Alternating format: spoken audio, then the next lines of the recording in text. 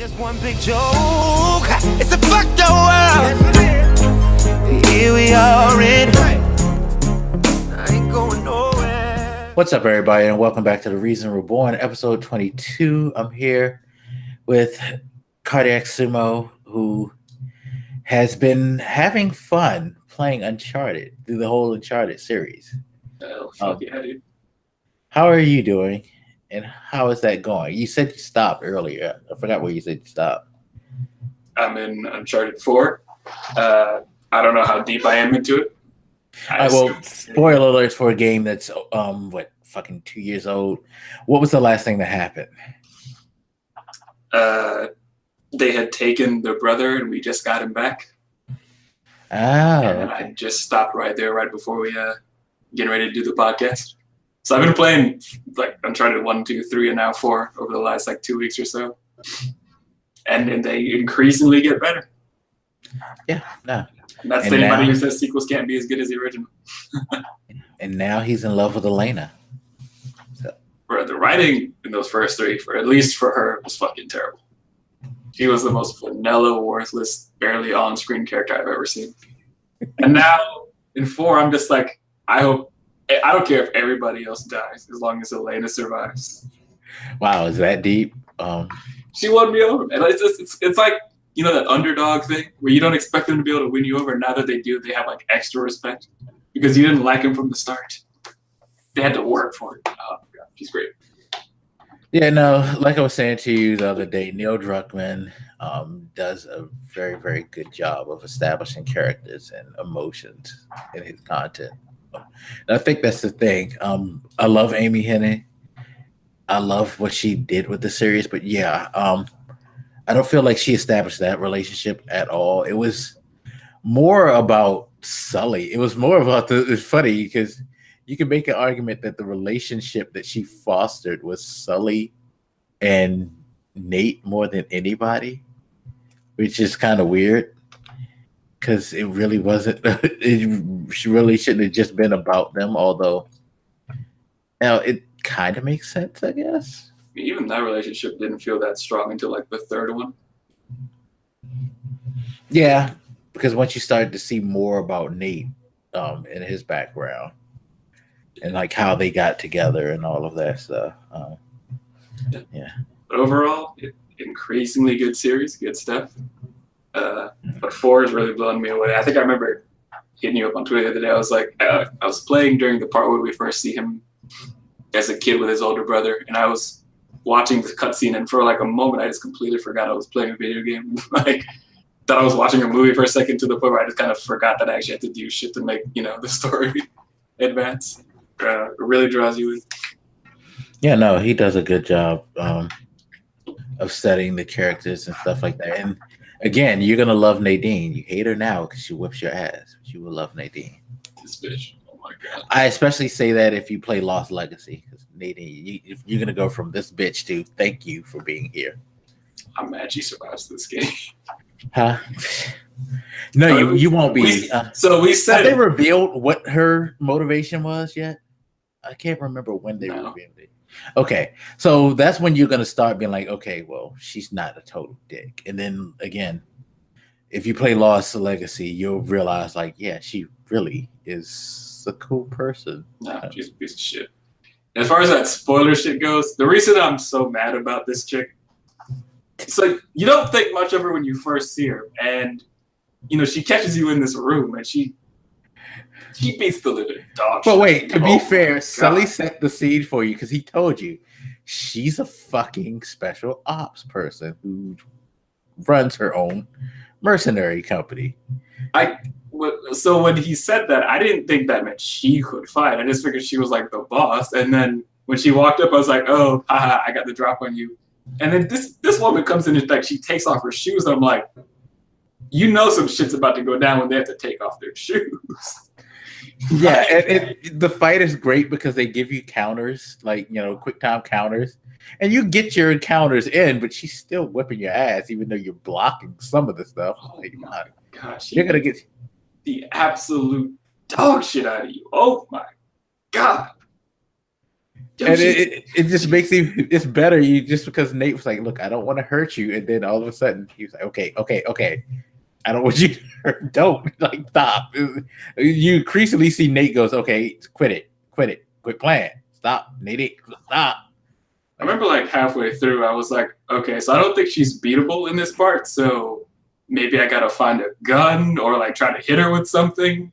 And every time I should like back away to look around the environment to see if I can grab something, she just runs up and like hits me with like that 5-piece combo. I'm like, bruh. Yeah, no, can we stop? No mercy, but from her. No, that fight ends up being thrown out the window, and I was like, thank God, because I did not know how much more of this ass whipping I could take. Oh my God! But this should give you another chance with the advantage, no less. Yes, you get to fight her with your brother alongside you, and you still get your ass beat, which hurts worse.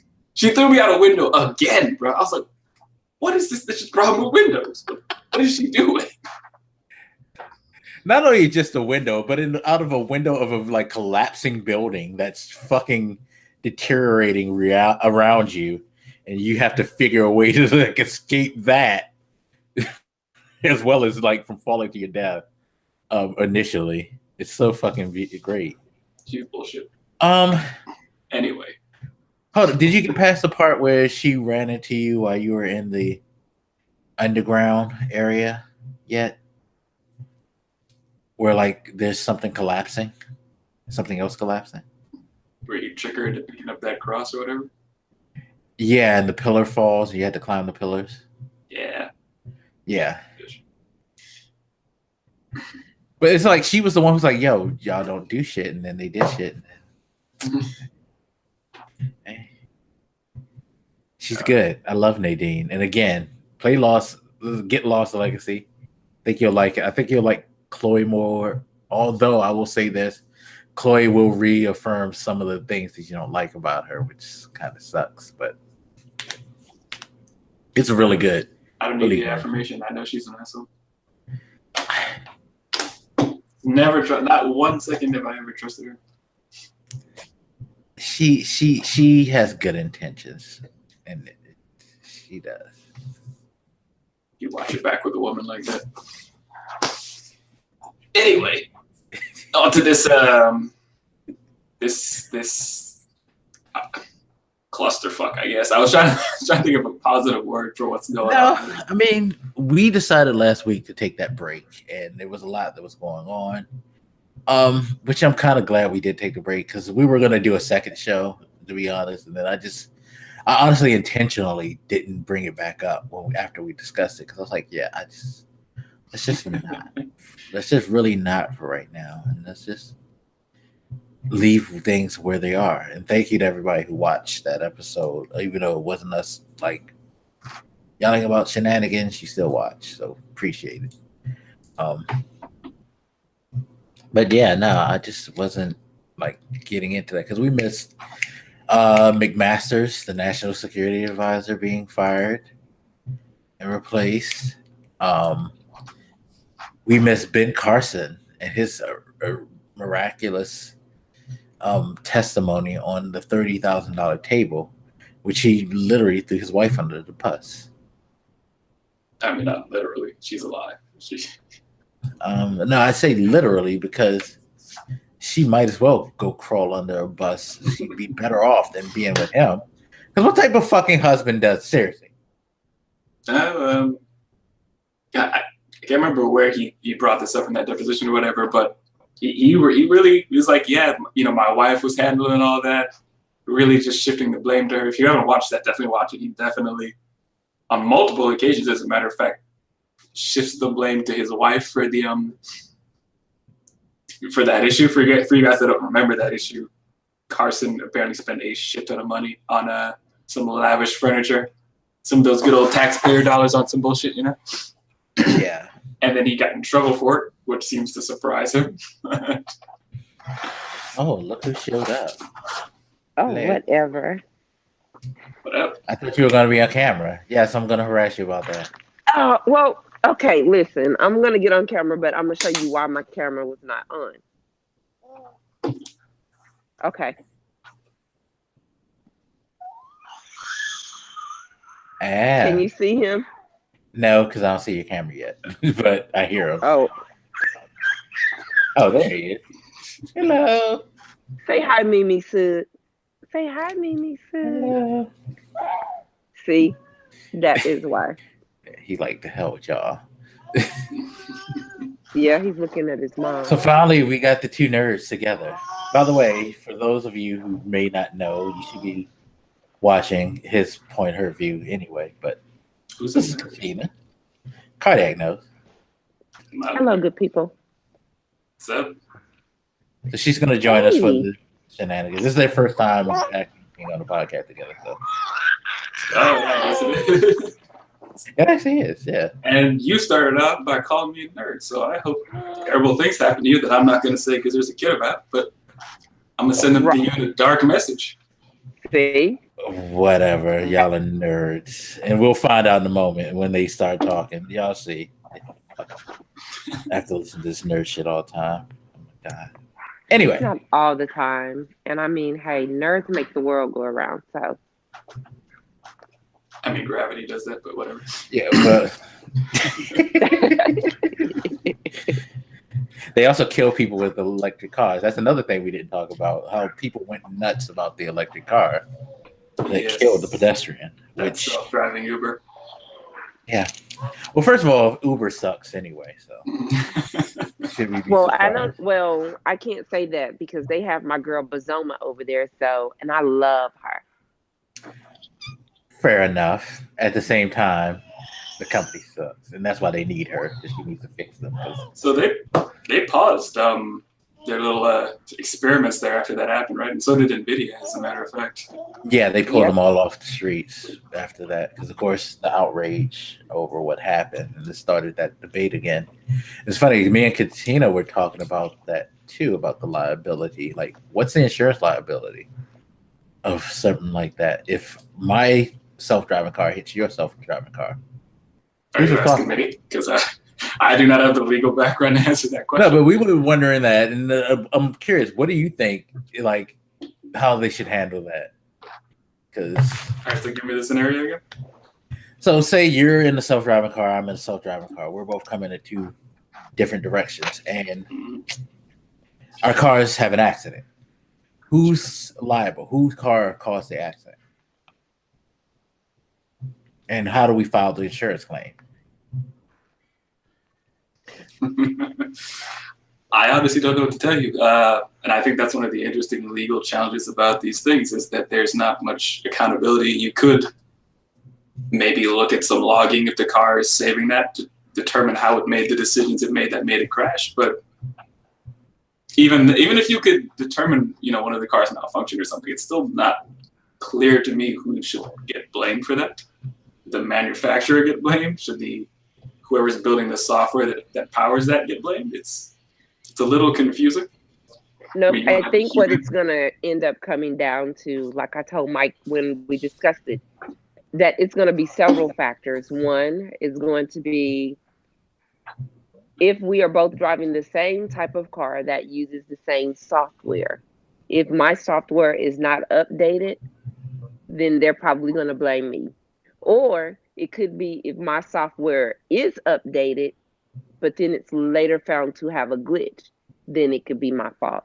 So they're going to have to look at software versions. They're going to have to look at the debugging of the software before it hit market. They're going to have to look at the type of car. It's going to be a lot. And I would not want to be on anybody's insurance team to determine that. And I can guarantee you that because of that situation that just happened with the death, no insurance company is going to be the first one to jump out and insure someone the way that they were when we first got car alarms and theft deterrent systems. Then it made your insurance go down. This could very well make your insurance go up. It seems to me that it shouldn't, though, despite this accident. Part of the allure of self-driving cars is that they should, on average, be much safer. If anything, that should make your insurance drop down a lot. Not if your car running around here killing people. I mean, yes, if it's a bad programming, but that is part of the reason we're also interested in having self-driving cars on the streets, right? Is that in theory they are going to cut down on lives lost, and right now there are already a lot of lives lost, even just in this country, to car accidents every day. So this seems like, I tend to think of this as an irrational emotional response to this problem, because, you know, the fact that that woman died is a tragedy, but this shouldn't cause, you know, what you say, insurance prices to go up, which I agree with you, they probably will, because there is this perceived risk. But I think the risk that people think is there is not real. I think it's just a more noticeable death because there wasn't a person driving, but Right. there are tens of thousands of deaths in this country with car accidents each year anyway. Well, Mike can tell you, I'm all for the self-driving cars. I am ready to buy my first one and sit in the back seat and be chauffeured to work. And definitely sit in the back seat and stretch out like a newborn baby as it takes me to Arkansas to visit my mom. So I'm all for it. But when we look at it, at both sides of the coin, I don't think any insurance company, one, is going to be behind it right now. Maybe not even in the foreseeable future. I think that they should not have, and that's the problem that I have with it. They should not have been driving this car on roads that were going to have pedestrians or other people. There are so many other ways that they could have tested this that I feel like this loss of life was an unnecessary loss of life. They could have put it on a track. They could have put it in an empty parking lot with different things to maybe determine the stop rate. They could have done so many other things. I understand that they said, okay, we want to put it in the city and see how it performs with other cars. But there are ways to mimic that. And I'm not a fan of how they went about doing it, which I think in and of itself is what is going to set it back. Now, I'm ready to buy one. So I mean, hey, I'm definitely ready to pay my coins, go trade in my little Genesis, and I wouldn't care if Ford Fusion was the first self-driving car. I would be rocking a Ford Fusion. Which reminds me, what type of car was the Uber car? Now that I thought of it. I don't know. I don't remember. But ooh, there's and people, you know, because they don't know, and well, and some of them are just dumb. I mean, look at who they voted for and put in office. But some of them are going to blame the car, like the car manufacturer. So if it was Nissan, oh, we're not buying Nissans. If it was Toyota, oh, we're not buying Toyotas. When it's not the manufacturer of the car, it's the software running it. But I mean, hey, you know, we're just people with common sense these days. What does that matter? Okay, now here's a good question about these self-driving cars. What side are you going to sit on when it's Apple versus Google? Because you know both of them are going to make their own software and put it in these cars, right? Okay, so you already know what side I'm on. So Yeah, you don't count. Yeah, so you make bad choices. I'm obviously going to be on the Google side. I mean, I'm sorry, but Apple is just the wrong religion. How damn dare you? To hop back on that question before, though, you know, you asked about the legal implications of this. You know, who would get blamed? Maybe this is a case where we need to rethink the way those laws work entirely, because the idea of accountability is based on the assumption that there is a person who can be accountable, right? There's either a driver or a bad manufacturer. Maybe we're too trapped in that way of thinking. I mean, when this technology advances far enough and the cars really are driving themselves, maybe we need to let go of the idea that we need to find somebody to blame. I don't know what those new laws would look like, but maybe we're constraining ourselves a little bit by assuming that they have to look like the way they are now. Well, one, well, probably because we are a very litigious society. So if I break my nail, I need somebody to blame. That's just the way that our society is. I mean, legit. True. For Yes. for instance, I won't say who I have the pleasure of working for, but what I will say is that even if you are at work, and I'm just using this as an example, this has never happened to me in my current position, but if you're at work and you have an office party and someone, and it's a potluck, nobody thinks about asking, or most people don't ask who's allergic to what. They just assume that you're going to have the common sense to ask what's in certain things so that you're not touching it or whatever. But let's just say that you're allergic to cheese products. I make a dish, it doesn't look like cheese, doesn't smell like cheese, doesn't taste like cheese. You eat it, you get sick, and then I say, oh, damn, I forgot. I dropped some Parmesan in there. You're going to want to blame me. You're going to want to sue me because you're going to want your bills paid. And then you're going to want to have what I call the almighty come up. So you're going to want a couple of extra coins in your bank account. That's just the way that our society is. I will tell you that I do remember speaking with an attorney about technology.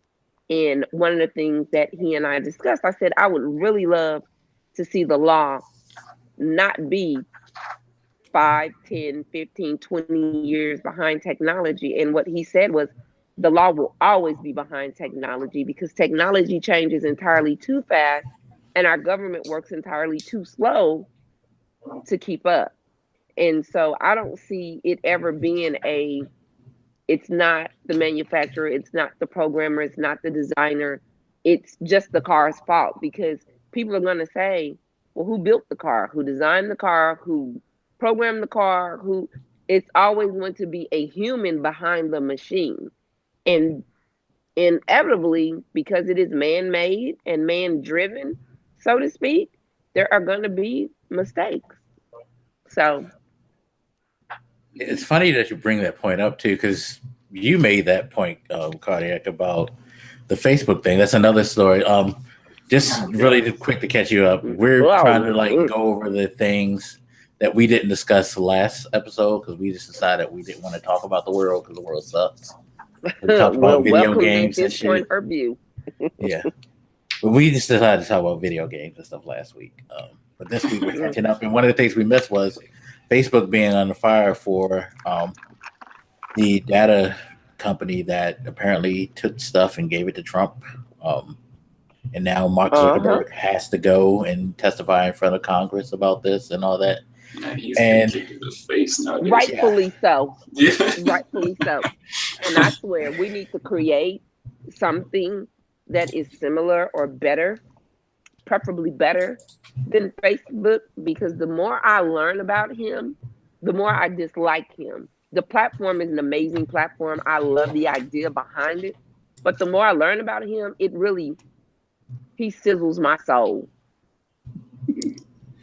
So. But Carter made the same point you made about how the laws doesn't seem to be keeping up with technology and things like that. We were talking about that because we were discussing, what is the law? What is the real liability for Facebook with this company doing what this company did, a third-party company?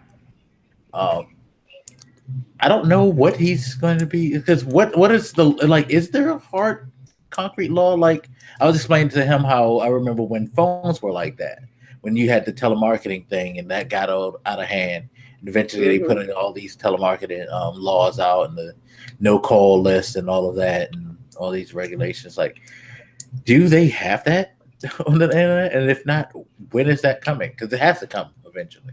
Didn't Congress tell them they had to deal with this kind of problem a few years ago? I can't remember the details behind this issue, but it is yet another point of confusion between technology and current law, where I don't have a direct answer for some of those questions you're broaching.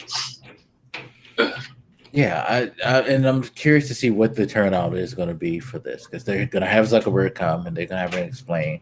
I'm wondering how deep they're going to get into his shit, though, because then just to even go back to your question, The problem is going to be that I see right now is you have people in the Congress, the Senate, in your local area. They're not really attacking a lot of tech issues, so to speak. You hear about cyberbullying, you hear about cryptocurrency. Wait, hold up. Before you continue the cyberbullying thing, seriously, don't do it. Don't do it. I'm sorry. She's not serious about that. She picked the easiest layup she could to make her issue because it's something that she's not really. What is she doing to aggressively fight cyberbullying? Seriously. Nothing. She's protesting. She's married to the biggest cyberbully in the world. The fuck out of here. Do you see her on social media? It's because she's protesting by not, That's why you don't see her around, bro. She's making a statement with her silence. No, you don't see her around because she don't want to be even associated with that nut. That's why you don't see her around. It's kind of like, maybe if I don't show up, people will forget that I married this ass. It's not a bad strategy. No, we know. Like, straight porn star, we know. But you see them dealing with things, in my opinion, that their constituents come to them with and tell them to fight for or against.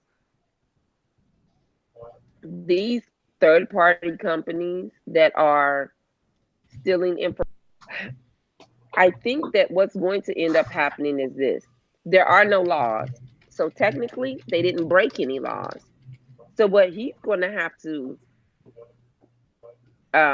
testify to or address is going to be, how are you going to stop this from happening in the future? How are you going to protect people's information? Stop these third parties from doing it? Because whether people want to admit it or not, some things we freely give anyways. Yeah. I mean, if you look on Facebook, for instance, I had to tell my friends and my family members to quit doing it and quit posting it and quit tagging me in that foolishness because I'm not going to participate. The one game where it says the average person has only lived in or visited X amount of states. Okay, people, you don't know that is a phishing scam. Come on. Come on. That is one of the freaking questions that they pull from the public database when they're trying to verify your identity. You lived in this county, you lived in this state on this street or whatever. I wouldn't dare respond to that. Or the other one, let's pay homage to our family. I want to get to know more about you and your family. What's your grandmother's name? What's your mother's maiden name? What's your children's name? What year did you become a mom? What year did you become a dad? Are y'all kidding me? Y'all are going to answer this and put it on Facebook so that an unethical hacker can come, snatch up your shit,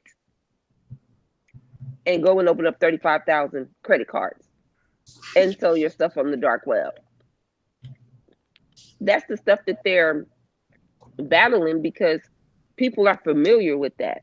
They're not familiar with the law of XYZ tech.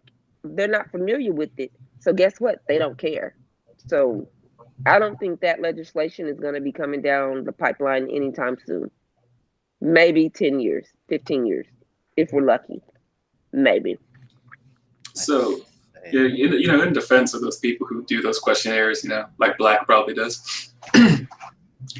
Yeah, I think this goes back to that issue about this technology stuff being new. I mean, it's easy for people like us to say that those scams are obvious because we're more in tune with technology, but social media as it is right now did not exist for like the last maybe 10 years. Maybe if you were more internet savvy, you were kind of in similar things 10 years ago. But in general, all this stuff is very recent. We talk about how, social media affects society and stuff. It's a little hard to tell because it hasn't been around long enough to really study that well. It hasn't been around widely, as it hasn't been around to the level that it's so easily accessed.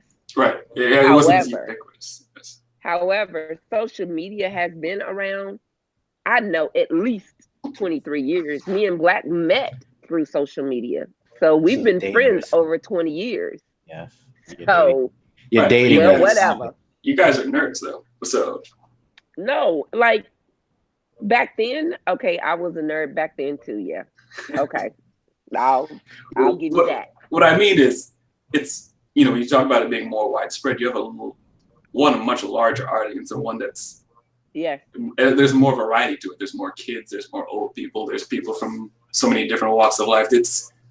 We all have it, immediate access in our pockets with it now. It's reaching everybody at once, and at the same time, it's constantly in our lives because we have these cell phones. It's, you know, like you said, it has existed for a couple of decades, but it wasn't as used until relatively recently, which is making it a little difficult to understand how to deal with it. So, I mean, yeah, you mentioned that example of that fishing thing. To me, that's fairly obvious, but it's not surprising to me that a lot of people don't think much about it.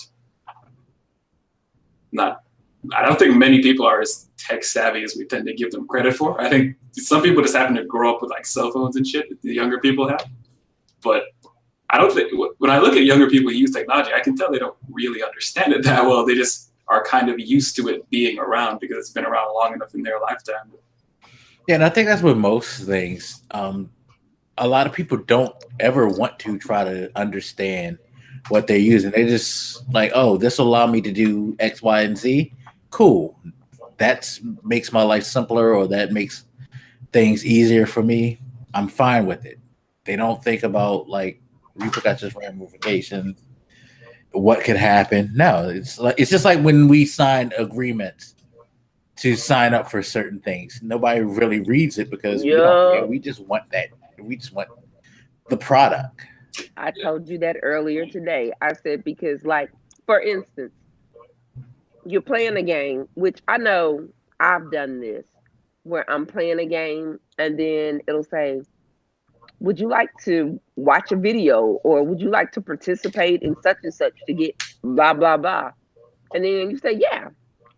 Or even case in point, I know y'all think that the iPhone is the devil, but okay, just walk with me during this scenario, please. On the iPhone, in order to start using your phone, you have to agree to Apple's terms and conditions, or their terms of service. I can tell you right now, I've read the terms and conditions, but I bet you 99.99% of other people have not, because when they get their phone, all they care about is let me get it, let me get my contacts loaded, let me get on Facebook, Instagram, Twitter, Snapchat, whatever. And so they bypass that. There are some things in every company's terms of service or terms and conditions that will make anyone pause if they truly read it.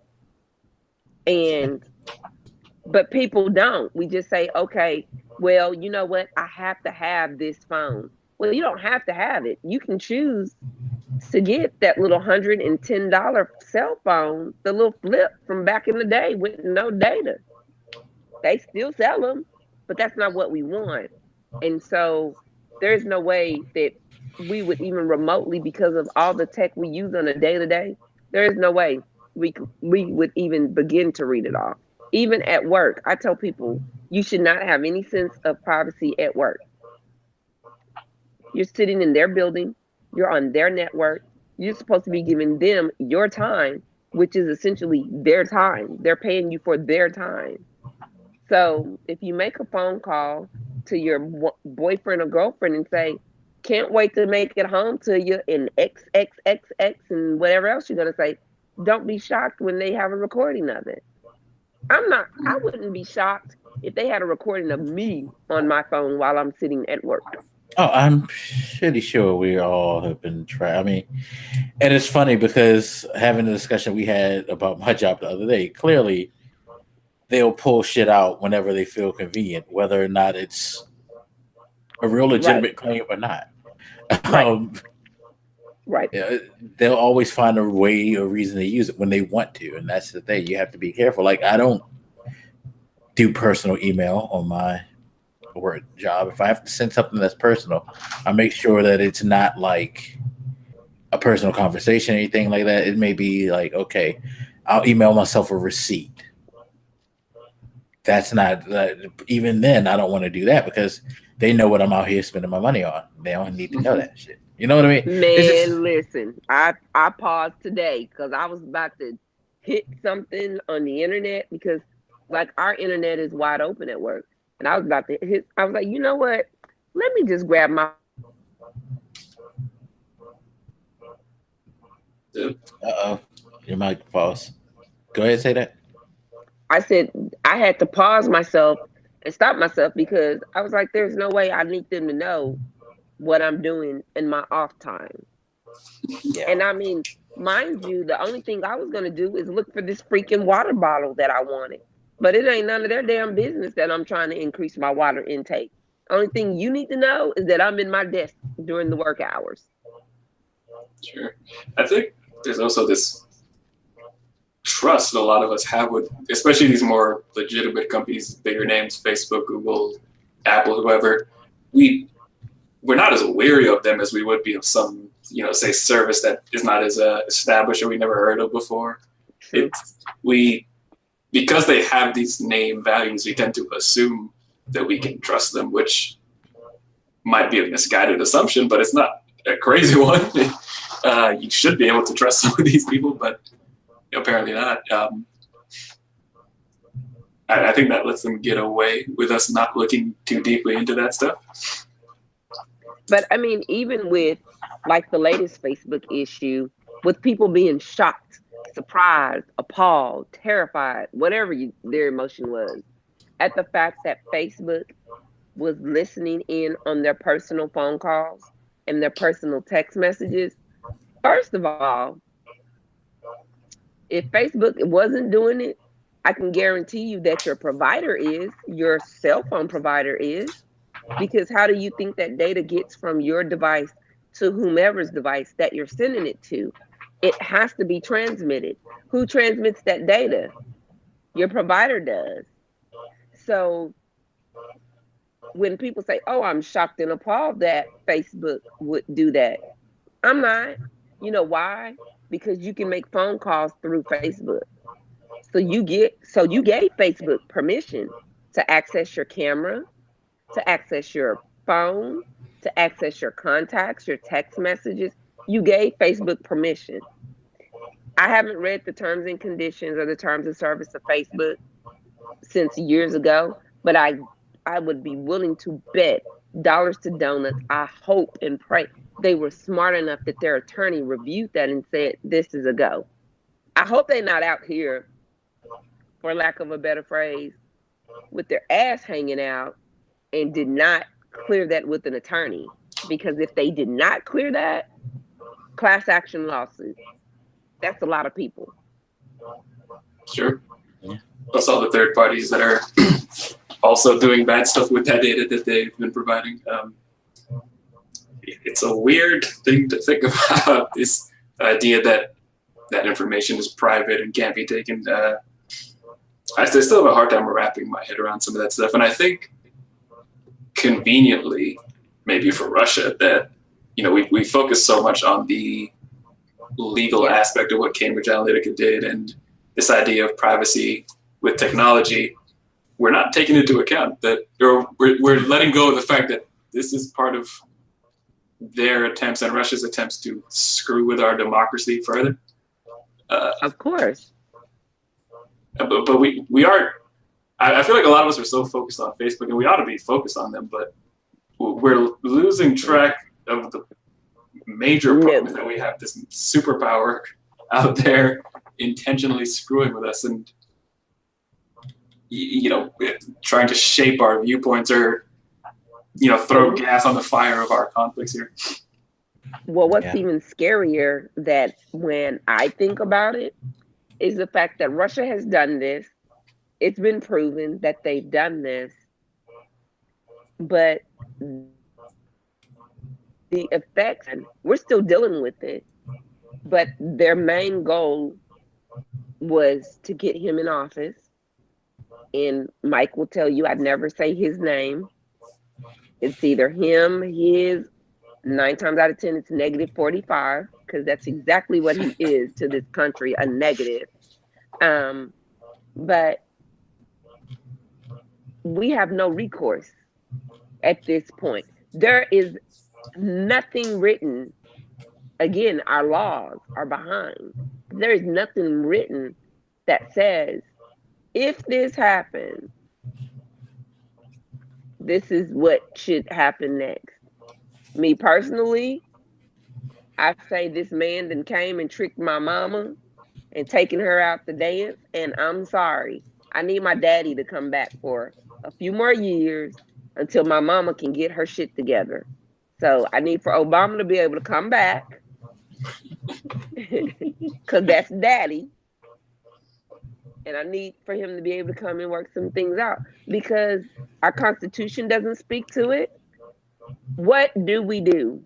Nobody has an answer. And I think that that is the most terrifying thing ever, is that we are letting a document that they probably didn't even think about, couldn't even fathom us having cell phones, couldn't even fathom us having technology. They probably couldn't even fathom us having freaking cars that can travel distances and not have to stop every 5 or 10 miles to refuel. So we're letting this document, and it's an amazing document, and I can appreciate it, but it's old, it's dated. It has not been updated. It has not been revised. It has not been added to since these racist, slave-owning white folk created it. Yeah, it's funny that you're bringing that up too, because that was another story that happened. Former Justice Paul Stevens, John Paul Stevens, came out and basically told everybody, fuck the Second Amendment. yeah. Hey, come He on was like, through. the Second Amendment is antiquated. We don't have any real reason to worry about having to have a militia, a standing militia, and all of that anymore. Like, that thing needs to be changed, or amended, or taken away. And that, of course, set off a lot of fire. Actually, set off Killer Mike, who ended up being in a You know what? interview. I was disappointed in this fool. I'm not, only because I know how he is, and he's a big gun nut. So I love your music, Killer Mike, but yeah, he's always been a huge on the Second Amendment and arming Black people. He really, really thinks that Black people should want to have guns. Hey, I am right there in line with people that say, if you want to change the laws, especially gun laws, every law-abiding or legally able to purchase a gun, Black male, go do it. Them laws will be changed like that. Yeah. Like that.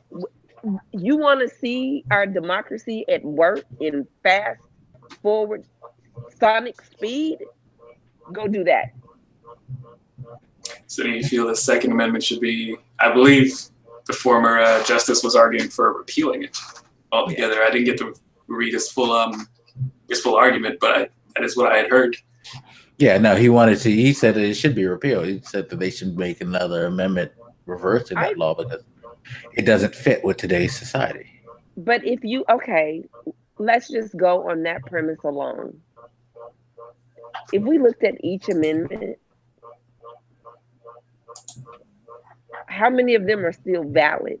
I'm not saying historically have a historical purpose, and I know some people are gonna attack and say, "Oh no, that is the ruling document of our nation." And okay, cool, peace. Y'all run with that. My question is, if we dissect it in its purest form, is it still relevant today? How many of those are still relevant? How many? Honestly, the most relevant things are the amendments that came later that amended other amendments. Okay, so, there you go. Yeah, it's weird, because I've always said this, and I know people don't like that, but they need to rewrite the damn thing. Don't just add amendments, kind of change it. No, there should be some type of standing law or some reason for them to update that thing on a regular basis. because a lot of it doesn't make sense. A lot of it people don't understand. I honestly think the only amendment that kind of stands the test of time, probably the First Amendment. Even then, people fuck that up all the time and don't understand what the fuck the right of speech really means. You know what I mean? It's like I was sitting on Facebook and I saw somebody make the argument about how you have your right to say whatever you want to say. You just shouldn't get in trouble for it. And I'm like, no, so not true. That that's is not what the that fucking means. shit is. No, like. But you know what? So many times we go to school. Like for me, my nerddom came after school. School had nothing to do with it. I wanted to learn more. I wanted to know more. And thankfully, my mom encouraged that. But 9 times out of 10, even when you're younger and you're thirsty for knowledge, and I know people hate when I say this, but school, they don't really teach. They put the information out there that they feel like is going to make you become a self-sufficient, law-abiding. But depending upon where you're at, how you're raised, the community you're in, how progressive or regressive, unfortunately, it is, that determines the quote-unquote education you get. How many people, without having to go look at it, could tell you more than 5 of the original ones and what they mean or what the forefathers meant for them to mean? Because as quiet as it's kept, I'm sorry, I'm a Black woman, none of that crap applies to me. They didn't write that for me. They didn't write that with me in mind. And that's one of the reasons why I say throw the whole thing away and start over and start from now. You can use some of that, great, for historical purposes and to pay homage, but those white men were not thinking about this Black woman or any Blacks, male, female, sexually androgynous or whatever the term is. None of us. Brown-skinned people, you weren't included. You weren't at the table. You weren't even thought about. You were probably up under the table, getting your ass kicked when they were writing it.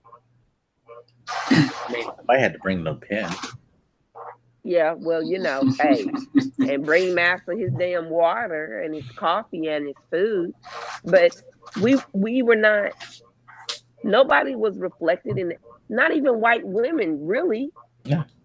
Were even reflected in that or thought about in that. It was just about the white men. So if you're not a white man, you were not thought about when they were writing this. So people, we what was women's suffrage? Just 18 or 19? Isn't that the women's suffrage? That amendment 18 or 19? Listen, us Black women are still going through it because we're but I'm just saying, like that was dollar, 18 so or 19, and that didn't come until Jesus, the 1900s. So like, 200 years after. Further proves my point. Further proves my point. It's like, oh yeah, y'all have rights. Not thinking about us. Right. Oh yeah. By the way, the Black people. Oh, we need to include something about them. They're only 3/5 of a man. Yeah, I always found that was one of the more offensive things that they. Yeah. So you mean to tell me it takes 2 Black men up to 1 white? That's what. See, you know what? I'm gonna stop before people figure out where I work at, and then be calling my manager because I'm about to get heated. So I will say one of the things go off on that. I always thought was great about the Constitution and the amendments and whatnot is that at least theoretically they're supposed to be flexible. It's not built like the Bible or Quran. In theory, it's supposed to be updated. That's one of the strong suits about it. Yet. Oh, well, if you talk to some religious nuts, the Bible and the Quran are flexible too. Yes. Please don't not the Quran, but certainly. But the American Constitution is sort of fossilized into this object of reference. You always hear people talk about, this amendment or that amendment as though they are written in stone, and they're not supposed to be. And you can see it, by the way, that Moses had.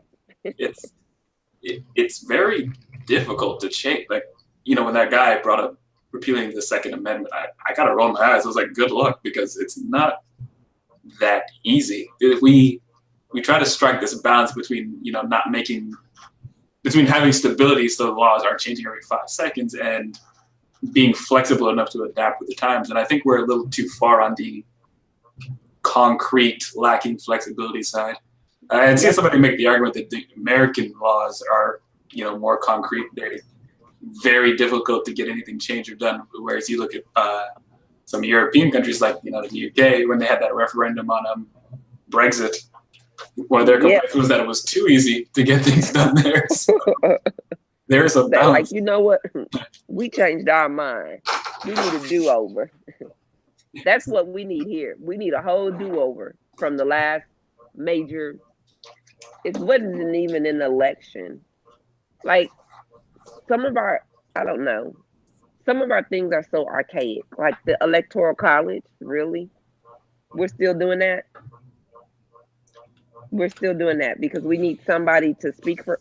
Come on now. It's funny because I just looked up the first 10 amendments because I was trying to think how many of these do I really know or remember. Okay, how many do you know or remember? Go. I actually know. I know probably 4. Okay. Although some of them I had to see to be reminded. Like amendment. Which one was it that I was like, oh yeah, I remember that. The amendments that people Number 4 remember. I forgot is an amendment, and that's why police have to read you your rights and have to give you search warrants. Is because the amendment 4 is the right of people to be secure in their persons, houses, papers, and effects against unreasonable search and seizures to not be violated, and no warrant shall be for the white issued. People. Okay, cool. I said, so that amendment is for the white people. Well, because it says, hold on, you didn't let me finish, because it actually adds a caveat. But upon probable cause, supported by oath or affirmation, and particularly describing the place to be searched and the persons or things to be searched. That part right there. The persons or things to be probable cause. So if you feel like that person or that thing it should be, it's okay. You know what? Our society, American society, is so backwards in so many ways. If you go in a different country and how they deal with certain things and how their laws are constructed and how their people truly have a voice, that to me is what the forefathers were thinking of for their future white children and grandchildren and great-grandchildren. And I'm going to keep saying for their white legacy because my little black ass was not included in that. So that's what they envisioned for their future and for the legacy that they were leaving is stuff like Brexit, being able to change your mind and have your representatives go in there and vote and do some things. Boom, done. What country is it that has the lowest rate of gun violence? Boom, they're thinking of that country when they do the right to bear arms is so that you're protected, not so you can run out here and go wild and shoot up malls, movie theaters, and schools. That's not what they were envisioning.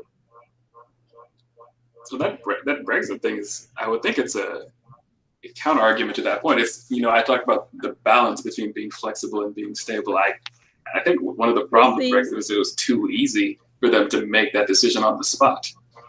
They should have been forced to slow that down. That was a very serious thing that they wanted to do.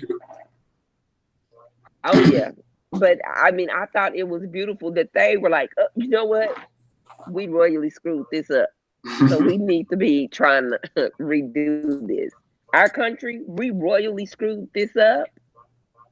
And the majority of people are saying, okay, our bad. but we're gonna let him go and try to work that thing out. We don't need to let him work out nothing. I kid you not. I don't think he could work out a 4-piece puzzle without some assistance. So I know he can't work out our government. Oh no. If you look at it, look at his cabinet. Look at everybody that he. What's left of it? Man, listen. When he appointed Betsy, I knew we were going to hell in a handbasket with this lady. And then her last interview, what was it, 60 Minutes? Yes. That, all I could think about, and Mike, you know, this is my favorite YouTube video in the world, is that little boy saying, do you know when you, and then you, and then you, and then you, and then, you know, when you, that is all I thought about her entire interview.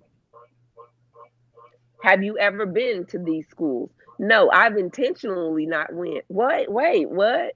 You know what that big word intentionally is? Do you know what you just said? She bought that position. I don't think that, man. Okay, y'all go on with y'all show. Yeah. So the idea of doing a major rewrite to the Constitution was brought up a little bit ago, and you bring up the cabinet as it is now, and I think that makes me that makes me a little fearful about doing a major rewrite, because I don't trust some of the minds currently at play to do that. But the thing is, with the major rewrite, we would also, or should also, consider changing who has input. Because certainly y'all don't want -45 to have shit to do with it. Because I can tell you now, what -45 is going to put in there is that a wall will be built. And at the rate of things, the last thing I heard, he wants the military to pay for it. Yes, he came out and said that he was going to try to roll it into the military spending, like pimping. Listen, we don't have money for that, player. Okay, well, I mean, we don't even have money for that stupid parade you want to have. Not to be fair to him, but to be technical about what he said. What he wants to do is he wants the military to take their money, spend it on building a wall, take soldiers, like take the Army Corps of Engineers, pull them out of whatever they're doing that matters to build this wall, and then pay them back later. Pay them back later? Yes. He wants them to take the money that they got from the government now. Instead of spending it on the stuff that he said that the military needs to spend it on the wall, and then we'll pay you back so you can do what you need. Wait a minute. Okay, great. But if you want that, if you're such an amazing man, what about all this money you say you just saved the country because Obama was going to let them pay an exorbitant amount over for new planes? You know what? I need him to quit throwing rocks and hiding his hands. This is ridiculous. This man is crazy. So, I'm actually glad you brought that story up, Mike, because that did happen during this week. I think it was like, I don't know. It was yesterday, I think. Was it? Whatever it was. Every time we talk about this wall, our president owned one. There's something too many people ignore, and it's that he said Mexico was going to pay for this wall. And yet he's holding up DACA because he can't get funding for this wall from the American people. Now he's wanting the military to pay for it. His major argument was that America will not pay for this wall. And yet he's completely jumped back on that. He's making us pay for it, and nobody seems to care. I don't know why people do not call him to the carpet, or his constituents, his people that voted him in. I say let those assholes pay for the wall and let them take their asses down there and build it. Because who don't have time to go down there and build the wall is our military. We have more important things to do than to be down there picking up stuff to make a freaking wall. You already do not pay us enough. We already make less than most people do. The only thing that is our saving grace as a military member is that our benefits are the bomb diggy. That's it. Yeah, but guess what? You guys ready for that parade? But man, listen. I wish he would. What? I need to not be in DC that weekend. No, it's actually going to be on a weekday because it's going to be on Veterans Day. Shit. They're going to do it? Oh, yeah. That's what I don't know if that was confirmed yet. It's going to happen. It's going to happen. Damn room. It's going to happen on Veterans Day. They didn't make concessions because DC had to beg them to not do like they do in other countries. Because if you've never lived in DC or been to DC, you don't know, but our streets are shit. Yep. And having a bunch of fucking tanks and stuff like that rolling across DC streets wasn't going to. So one of the concessions was, look, fine, you want to do this? We could do it on Veterans Day. That would make sense. But you can't have any weaponry or anything like that because military equipment will fuck us over and put us in even more red. That's not what he wants, though. And no, but he made that. I think he did make that concession to that because he's gonna get it. Okay, but where? Okay, is that Trump Hotel, that historic building that he's turned to crap, going to be on the parade route? Yeah, because it's on Pennsylvania Avenue. His fucking hotel is on Pennsylvania Avenue. Of course, it will be there. So do we get off the fact that we're paying for this wall? Because I can't get off the fact that we're paying for a wall and we're paying for a parade, and the military apparently is going to pay for both of them first, and then we pay for it. You're going to pay for the wall because I'm going to do exactly what -45 was doing, and I'm going to make sure that my tax returns end up with me not paying shit in taxes but getting money back. I'm going to do a -45 move. I'm not paying for that wall. So I know I brought it up somewhat jokingly, but he used this as a major point to derail negotiations, especially with that spending bill that he complained about signing the other day. He's done major damage with this wall issue to to our negotiations here, and yet every time he does that, I think we shouldn't be talking about this. You shouldn't be fighting so hard to get us to fund this wall. Your promise was that we wouldn't have to do that. So why is this the big thorn in our side over the last few months? This thing that we're not supposed to be paying for by your own words anyway. And his supporters are not calling him out on that at all. Of course they're not going to call him out on it because they've not called him out on anything that he's done thus far in this presidency. Trump can call a press conference tomorrow and he can say, I am going to fire Ben Carson as the head of his department. I'm not going to even say the head of his department because guess what?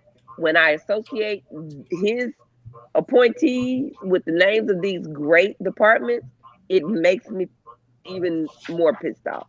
But he can say that he's going to fire Ben Carson tomorrow.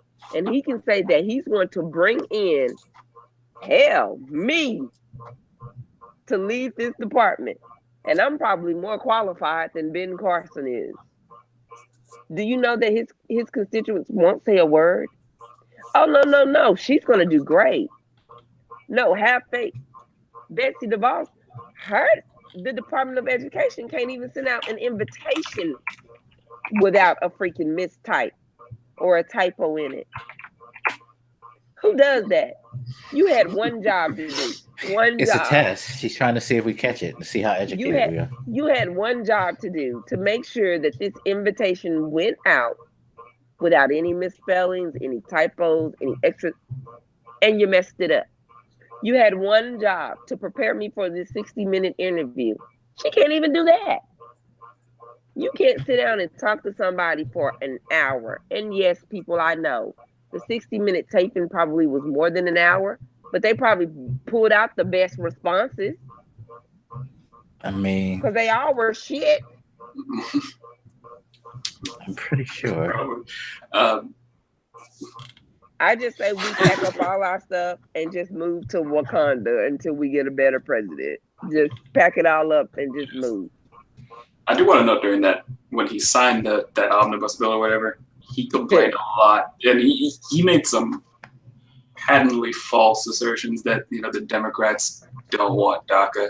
That was out of control, and he did it a lot in a disgusting manner.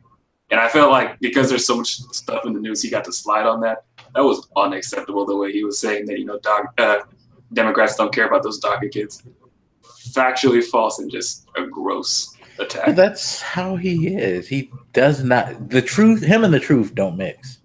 No, not at all. Not He at does all. not know how to tell the truth. No, definitely. But I wanted to bring that up because I feel like it didn't get enough attention in the press for good reason. There's other stuff going on. Somewhere he signed, and I can't remember what it was because he does so many stupid things. It's like eventually your brain just can't even take it. But it was something to do. Oh, I know exactly when it was. When he decided that he wanted to change the food stamp program and give the box food to people. Oh, yeah. And then he made the comment about this will help the Black people, or this will help whatever he said. It was basically saying that Black people are the ones that are on food stamps and public assistance the most. And we all know that by a disproportionate amount that it's white people that get the benefits of those programs more than Blacks. And then somebody had to tell him, no, it's not the Black people that are going to benefit from this the most. He had enough nerve to ask, well, who will then? Pimping, you don't take your old ass to bed. You play too much.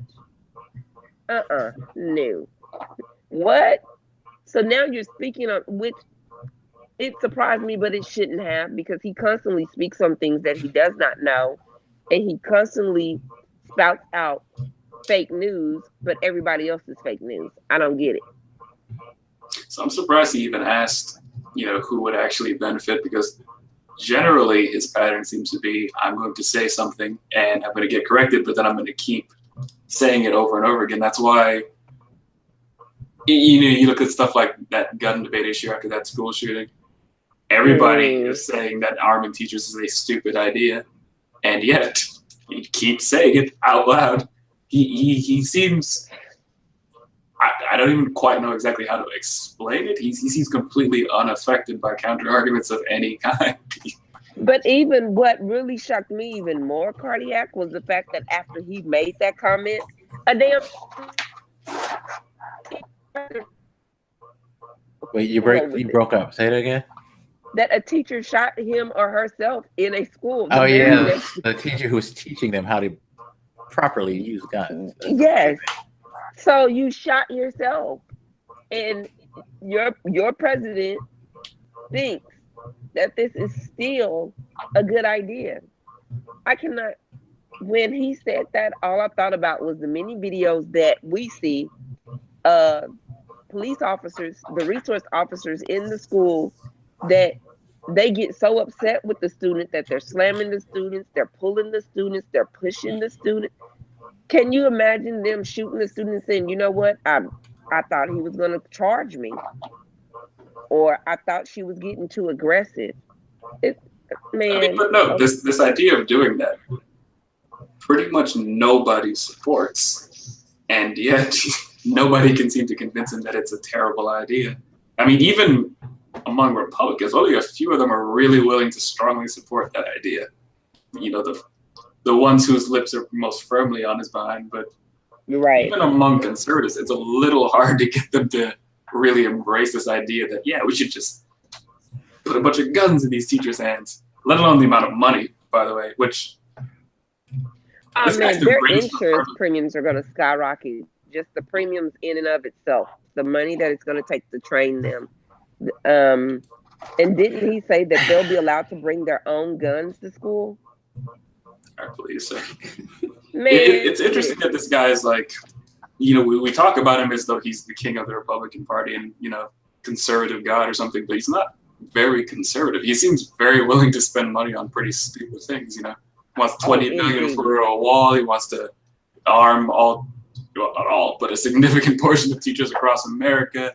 Keeps rambling about infrastructure and so on. These are, I mean, no, even when the gun thing came up and he decided, like, yeah, we should do something about the guns. He said, you know, we won't do due process. We'll just take the guns first. He says things that should freak conservative people all the way out. Yep. I mean, some of the things he says, I just look at him like, there's no way you ran that by Paul Ryan. I mean, absolutely not.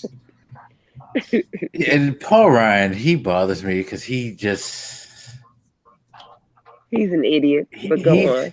I don't think he's an idiot. I think he's actually probably one of the more scarier people in the whole mix because he's so willing to live the lie, and he lives it very well. He doesn't crack. His poker face doesn't break, and that's what bothers me about him. No, it's somebody that is scarier than Paul Ryan. Who? Mike Pence? That old Huckabee girl. She seems to live the lie very well and very. I don't know. She seems to be cracking just a little bit. I feel like every time I see her now, she seems a little bit extra stressed and. Well, listen, good old Sarah Huckabee has no problems lying for -45. So, yeah. I mean, if you're going to be in that job, you have to have no problems lying, right? I mean, how else could you possibly explain the president's insane behavior, the way he jumps between different viewpoints by minute? As much crap as we give her, and who was it before her, Spicer or whatever? I mean, you're trying very hard to explain irrational behavior. There's not much else you could. What would you do, Mike, if you were in that job? What could you say? First of all, I wouldn't take that job. What if we made you take that job? I mean, but if I had no choice, this is like the only job I can get. That's a good question. Imagine how many news alerts you would get on your cell phone? Exactly, because that's a good question. It's like.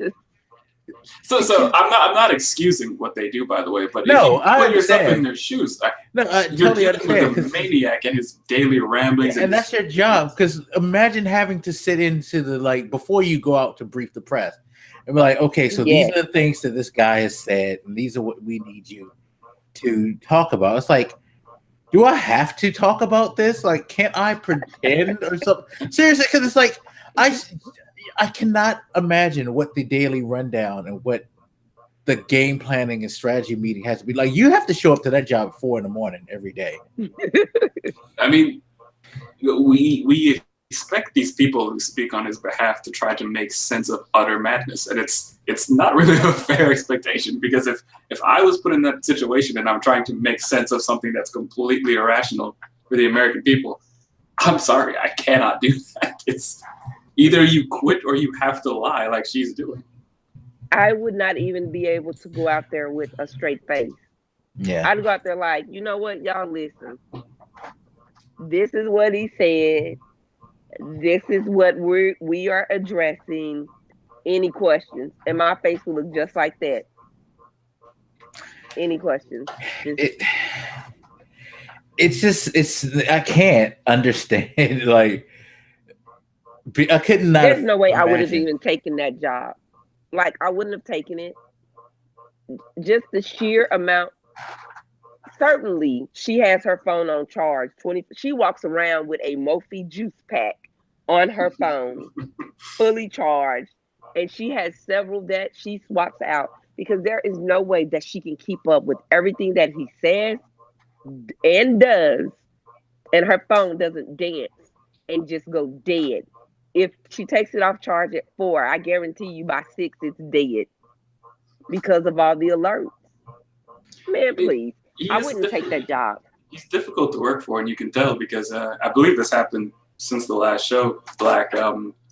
He's had lawyers leave. He had I was going to mention Stephen Dowd left. Dowd left, and he's having trouble replacing these lawyers. I think he was going to hire some couple he saw on Fox News or something, and that didn't pan out.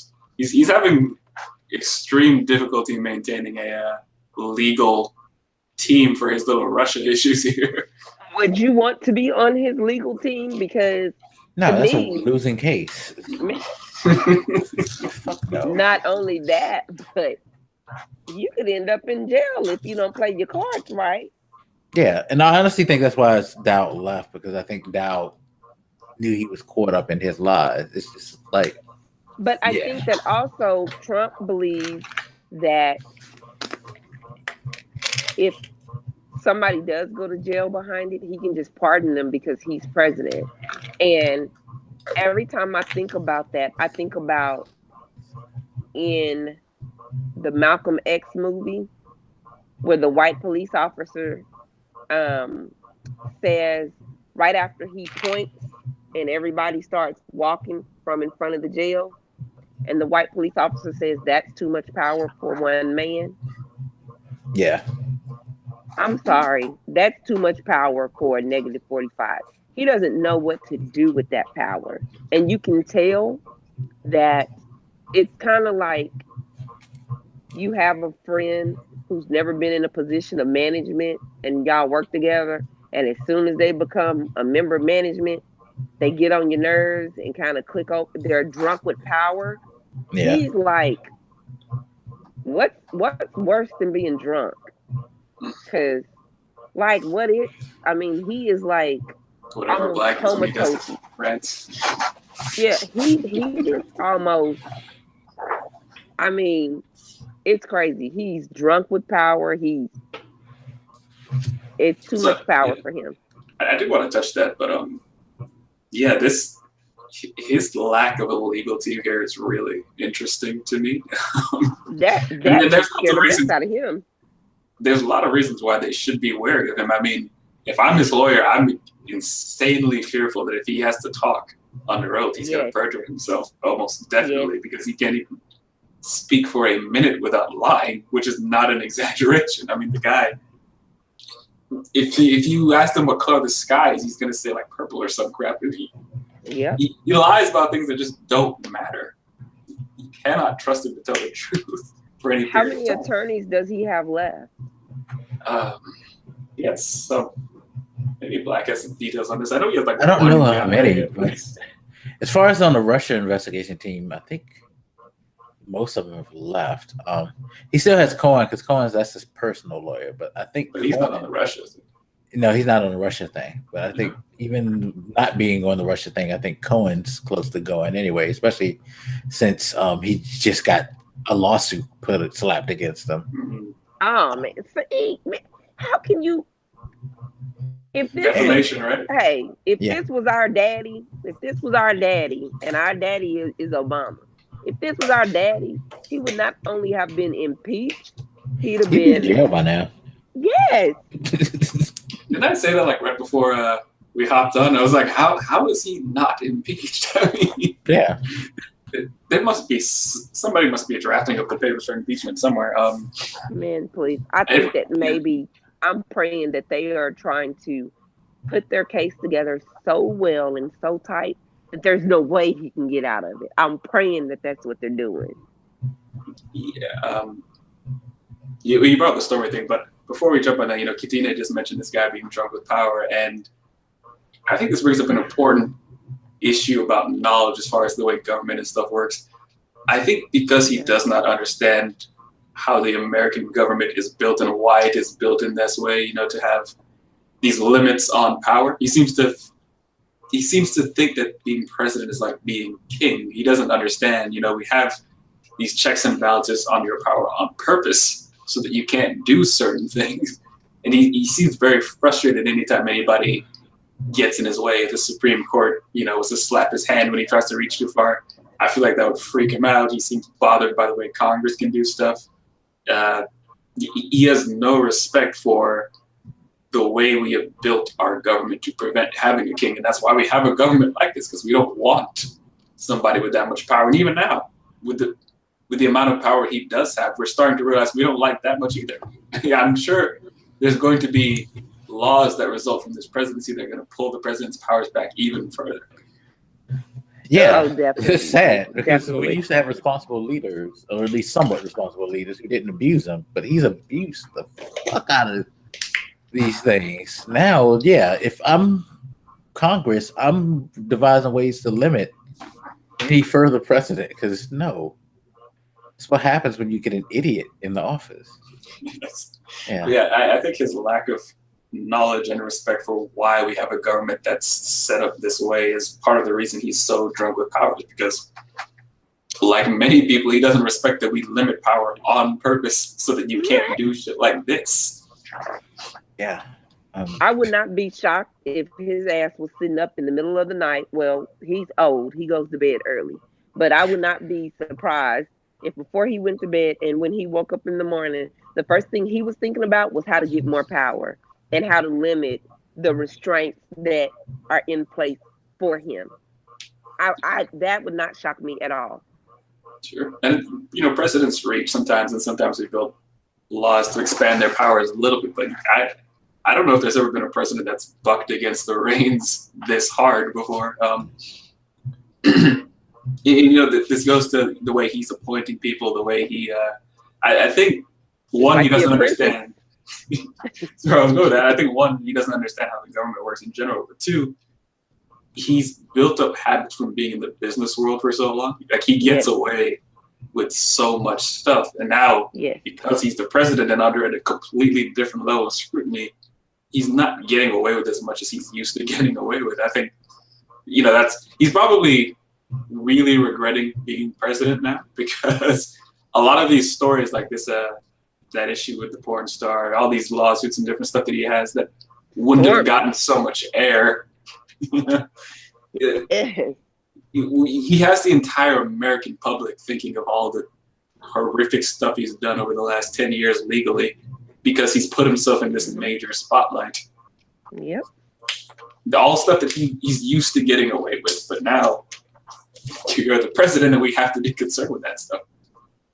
But even like, okay, so the porn star thing. Now, everybody was talking about. It's not funny, Black. We have a president being put by a porn star. I have to laugh because I watched that interview and everything, and it just reminded me of some of the things that she said. And, oh my God. We know what underwear the president was wearing before he fought. I hate you, dude. I hate you so much. I hate you so much right now, because what I was going to say is that even with that, if you look at, say, had it been any other president, not just President Obama, I mean, they tried to get Clinton for having a consensual relationship. This man, they are giving him way too much leeway. If they can impeach Clinton or try to impeach Clinton because he did not have sexual relations with that woman, but instead he actually, did. Why is this man, like, I don't get it. Had it been any other president, like normally, we would say, well, if it was President Obama, this is any other president, he would have been gone. I think that the porn star issue has really put a spotlight on the fact of he used to do all this other stuff, and then he would pay for people's silence. And because people thought that he had so much money in our world, unfortunately, money equals power to some people. So he was wielding all of this power. And like you said, Cardiac, he was able to go out and do a lot of things, and the spotlight would not be on him because he wasn't a public figure. I'm sure that there are businessmen that are going around doing some of the same things he has done and much worse, but they're not on the public. So we're not going through their dirty laundry or popping them on their ass with a magazine, as Stormy said. So it's not the same thing. With him, I believe two things. I don't think he's all there mentally. I don't think his mental capacity, we all know that he's not mentally stable. That's a given. I do not think that he's mentally competent to serve as president. But on the flip side, I don't think that there's anybody willing to buck that system and buck his power for fear of how he will retaliate. And he retaliates like a third grader would. And so they're worried about that too. I honestly don't think a lot of it is fear. I think it really is the Republican Party just still having this misguided belief that they can control this entity somehow. They cannot control this man. He No, has they can't. shown that over and over. So I don't even think it's He has that. shown them that. I think they're afraid of their own constituents. I mean, I Yeah. do too. Trump has a gross hold over a lot of these people, and I can see why, if you're a Republican official, you may not want to be seen publicly opposing the new conservative king. I guess it is a dangerous game to play. I think it's a worthwhile game to play. I think you should definitely do it, and in the long run, it will probably help you and your party. But in the short term, it certainly is a dangerous move. You So know, if you have You to just reminded me what- of how disappointed I am in all those Republicans who aren't running for Me, re-election please. anymore, Mm. who oppose Trump, like Flake in them. Why don't you see what happens?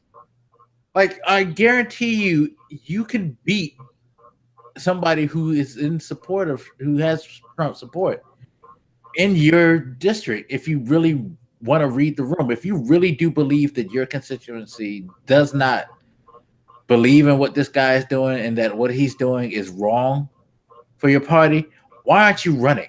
Why are you running away? You're basically throwing swipes at this guy as you walk out the room, you know? Right. Yeah, I think you'll take a hit, No but BS. you can survive that hit. As far as that question about, why isn't this impeachable? If other presidents did this kind of stuff, they'd be gone. I think he's established a certain baseline. I remember Yep. somebody said back when the election was going on, if he was a tenth as bad, he would seem worse. And what they meant by that was he hits you with so much, so constantly, that you can never quite catch your balance with him. So he has established a different standard for himself from anybody else. So none of this is abnormal within this context. No, nothing. Sadly, nothing. It's a weird situation to be in. But, even if we wanted to talk seriously about impeachment, there's something that I've been fearful about doing that, and it's the social upheaval that will happen as a result of it. Oh. There are, a lot of us know that this guy's a complete moron, but there are some people who are very emotionally attached to this president. You saw that during the election. I mean, he won the election, so there were enough people who supported him at least. Well, see, here's the thing when I hear people say he won the election. He won the electoral vote. He did not win the popularity vote or the popular vote. And that is why so many people have now really started touting that my vote does not matter, because they feel like if their vote did matter, then he would not be president. So I understand what you're saying, but that's a totally different conversation. No, I mean, he didn't win the majority, but my point was he won enough of the population for it to be concerning. You're correct. He did lose the popular vote by a big amount, but even if it's only 30% of the American population, that's a dangerously high number to be concerned with. Very much so. I before this election happened, we were dealing with a lot of stuff at the time. We were dealing with the Black Lives Matter issue, with the resurgence of interest in police violence. Not that police violence against Black people was new, but we were talking about it more in media at the time. So there was a lot of social race-based tension there. Now we have this Me Too thing going on. So we've seen a lot of social contention in a lot of different arenas. And maybe like you can hop in on this. I sometimes fear that if we do go this impeachment route, we might be throwing gas on a fire that's going to explode a lot bigger than we realize. I'm not saying these people are going to let me get on my flight flight to Wakanda and throw it on there. Just let me be on a flight to Wakanda when y'all do it. No, I'm not saying these people are going to arm up and run into the streets in a riot with machine guns. No, I or know something, exactly what you're talking about, though, because you can even, I'll say it like this: look at how public and how upfront people are starting to be with their hate and with their true feelings. You know, you used to be able to walk in a room or walk in a store or walk down the street or wherever and not know who the racist was because they would hide behind whatever. They're no longer doing that because of who negative 45 is and what he's been spewing. And so I completely agree with that. That if, not if, we're going to speak this thing on into existence when he is impeached, I think that we are going to have to be prepared for an uprising. And I think that it's going to take those of us with logical thought to get through it and hope that these people don't start turning to violence, which is what they say is what people beneath them would do. And I want you to hop in on that, Mark, but before you do, one of the most dangerous things about this president is this habit he has, and you see it in the alt-right movement too, is like talking about themselves as though they're victims, you know. In the president's case, he'll say, the media is always after me, liberal, all this liberal nonsense is always after me. But when you paint yourself as a victim and then something bad actually happens to you, it almost looks like it justifies your point, which is part of the reason I'm so concerned about him being impeached, because he spends every day saying the media is unfair to me, the Democrats are attacking me, all this stuff. And then when we finally do impeach him, he's going to be able to say, see, and then his base is going to be able to run with that. I'm not saying we shouldn't impeach him for that, but it concerns me because of the way he spins this issue where he's always playing the victim. But that is what the bully does, Cardiac. That is what the bully does. The bully makes it seem like when you are in the right, then you were always at the... It's kind of like, and this is totally not the same, but it's kind of like the bully keeps hitting you every day, and then whenever the teacher comes, they kind of cower. And then when the teacher asks you, well, what's wrong? Oh, he hit me. Oh, no, I didn't hit him. He hit me. He hit me. And then finally the teacher says, you know what?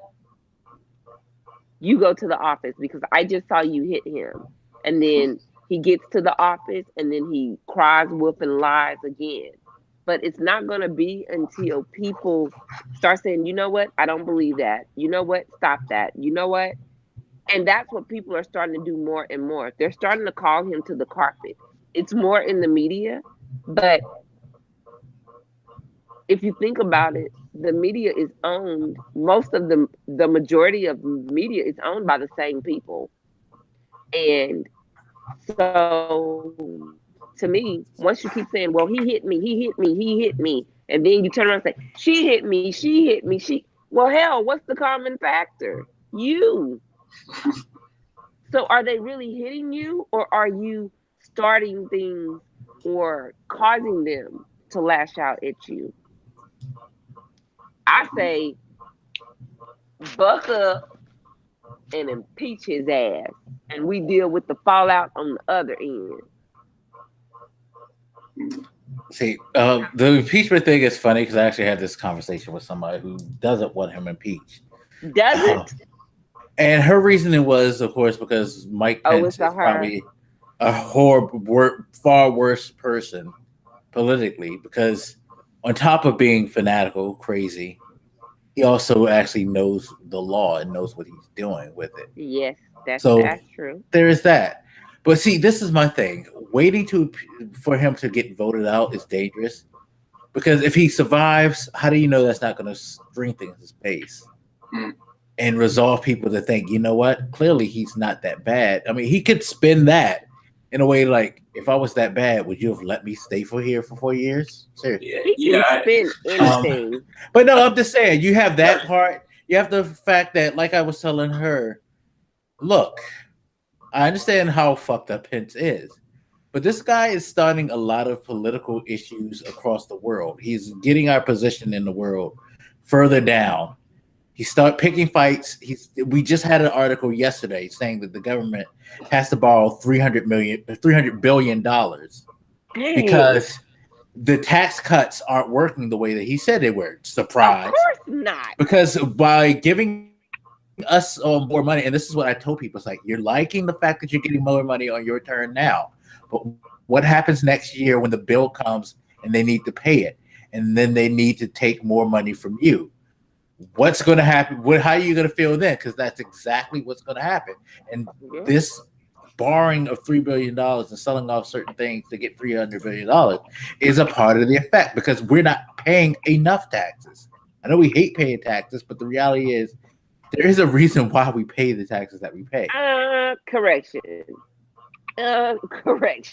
We pay enough tax. Well, let me rephrase that. You, Cardiac, we pay enough taxes, but the upper half doesn't pay enough taxes. And by giving us a little break, yeah, it seems nice, but they're just gonna hit us. They're gonna slam us twice as much next time. And what I tell people about that tax break is this: it is not a break. What it is this: I'm going to give you this little piece of candy, because in about 10 minutes, I'm going to slam your damn head in the door. And I need you to be okay with that, because you got this candy up front. That is what I equate that tax reform or credit, whatever he want to call it. That's what I equate that to. Yeah. It's like I say, oh, Cardiac, okay, cool. We're friends. Here's an ice cream bar. 10 minutes later, wham, in the back of the head. You hit me. It's okay. I gave you ice cream. Exactly. I do like ice cream.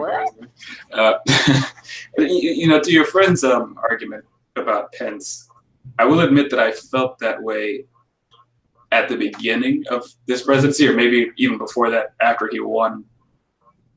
But I since changed my mind, because I realized that I was underestimating just how much damage he could do. I was very concerned about Trump, but he has exceeded my expectations as to how much damage he could do, even just a year in, from our foreign relations to domestic issues with this tax thing, like you just mentioned. He is far more actively screwing stuff up than I imagined, and my imagination at the time was not positive. So kudos to him for exceeding expectations, I guess. Speaking on that international issue, I believe this happened since the last podcast, and it's not like the most major thing, but it makes me laugh, that issue where Trump called to congratulate Putin despite that nice, cute little note that said, "Hey, don't do that." What an idiot. Yeah, no, but it's stuff like that. Congratulations, partner in crime. We did it. But it's stuff like that, because it's like, okay, you have that on the table, and then now would be the perfect time as well, because you're having this midterm election come up. If he gets impeached afterwards, it's going to cause more chaos, because they're going to spin it to be like, well, this is what the Dems did. They got rid of your president. They couldn't stand that he was doing so good for us and all that. And they were taking it to them. The liberals were crying so much. The liberals did this. It's because of them. Now it's the perfect time, because one, it puts the onus on the Republican Party. Of course, they'll try to spin out of it, but you can't change the fact that if he gets impeached, it will have to be from a majority vote by the Republicans, because they control everything. And I think that's one of the reasons why they drag their feet so much, because, again, for some odd reason, they're willing to take the responsibility of his shenanigans over the fact that they got rid of this guy who's popular with his constituency and his base, and has somehow taken over the mindset of the conservative movement. It's like they're so fearful of that. That's where their fear is. Their fear is their constituency. They don't fear him at all. They really still think that they can find some way to control him or rein him in. I really do believe that. But they're afraid that the people won't like it if they do it, because people seem to love his rabble-rousing, his bullshit philosophy and all this things. The fake news thing has become indoctrined in society. That's a catchphrase. That phrase won't go away anytime soon. That is just a part of our lexicon. Yeah, from here on out, probably. It looks like you killed Katina, but while you fix that, again, I don't want to get away from this Russia issue. He did this. to his point, Obama did congratulate Putin once upon a time, but I don't think that was generally considered a good idea either. And now, there's major differences. One, they've been screwing with our elections, which is a major point in the context of the situation. Two, a lot of us are concerned that Putin has you in his pocket, which makes this just another reason why this was stupid for him to do, because all of us are concerned about what your relationship is to this guy.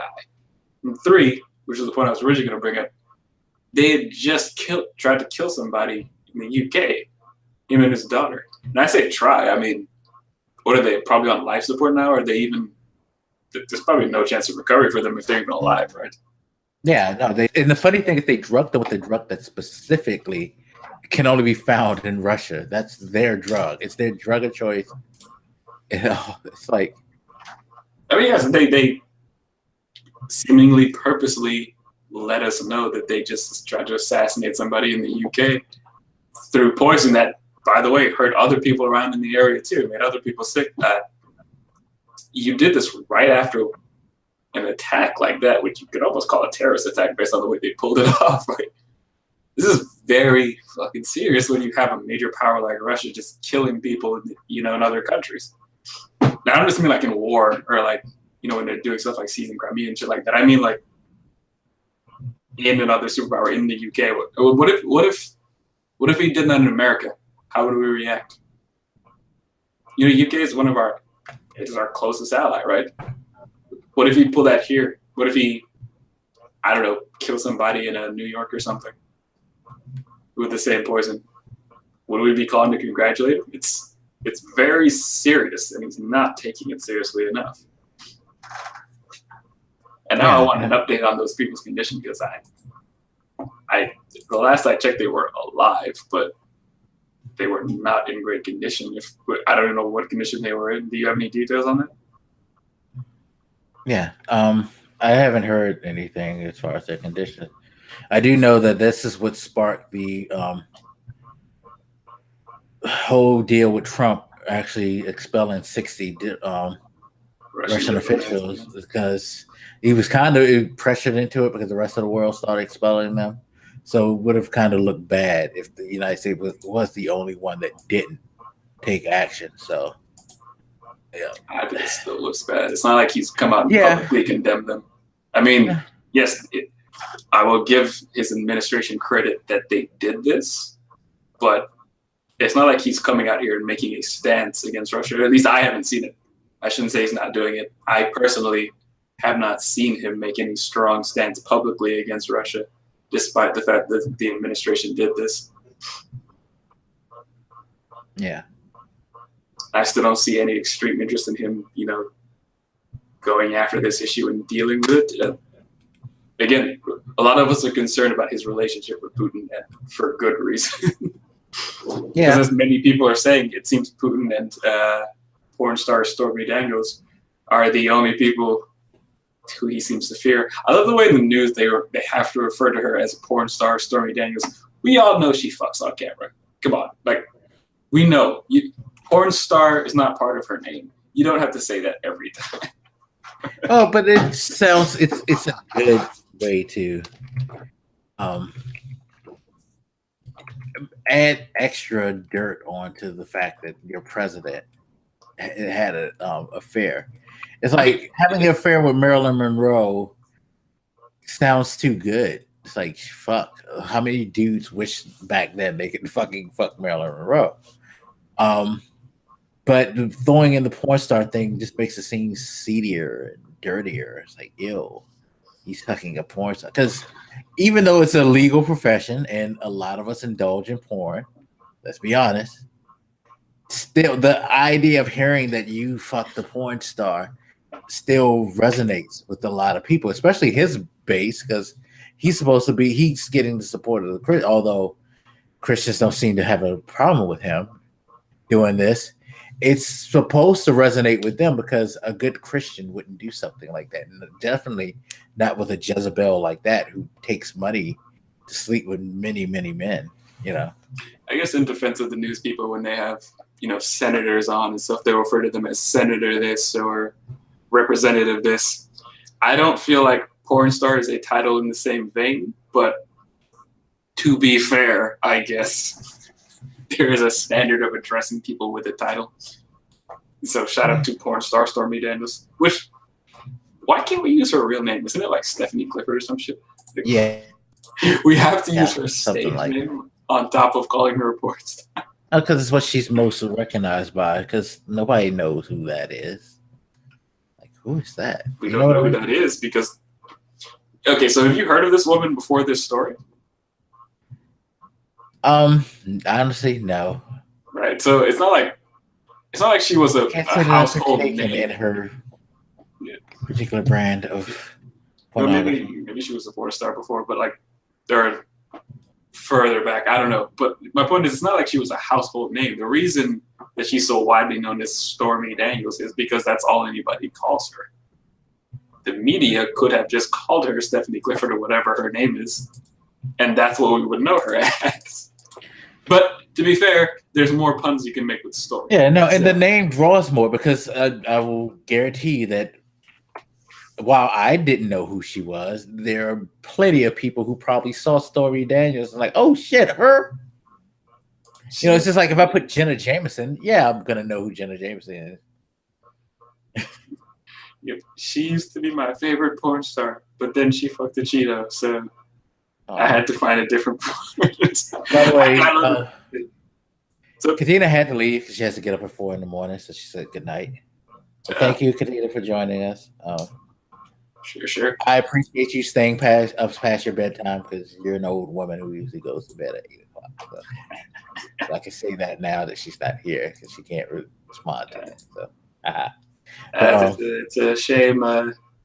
Didn't know she'd be hopping on. Maybe we had more concrete talking points because it was a little hard to. I mean, these stories, they're all over the guy. There is no concrete talking points when it comes to this whole political state because it's all actually no, there is a concrete talking point, and it's the shit is batshit insane, and it's fucked beyond recognition. It seriously is because this is like that interview. I watched the interview. I was forced to watch it. I didn't want to watch it, but I watched it, and it was just like so. It was first of all, they didn't really bring anything to the table, but it's just so surreal having to hear about how the president is perched, as she said, at the edge of the bed in his underwear, looking at her, and it's like, yo, we really doing this, aren't we? We're really having this discussion about how a sex scene and essentially went down between the president of the United States and a porn star. So I purposely avoided watching that, and yet you still stuck that image in my head. So yeah, I had to because it got into my head, and I had to share this madness with somebody because somebody else has to suffer like I suffered. Because when she said that, I was just like, "Oh my god, why did she say that?" And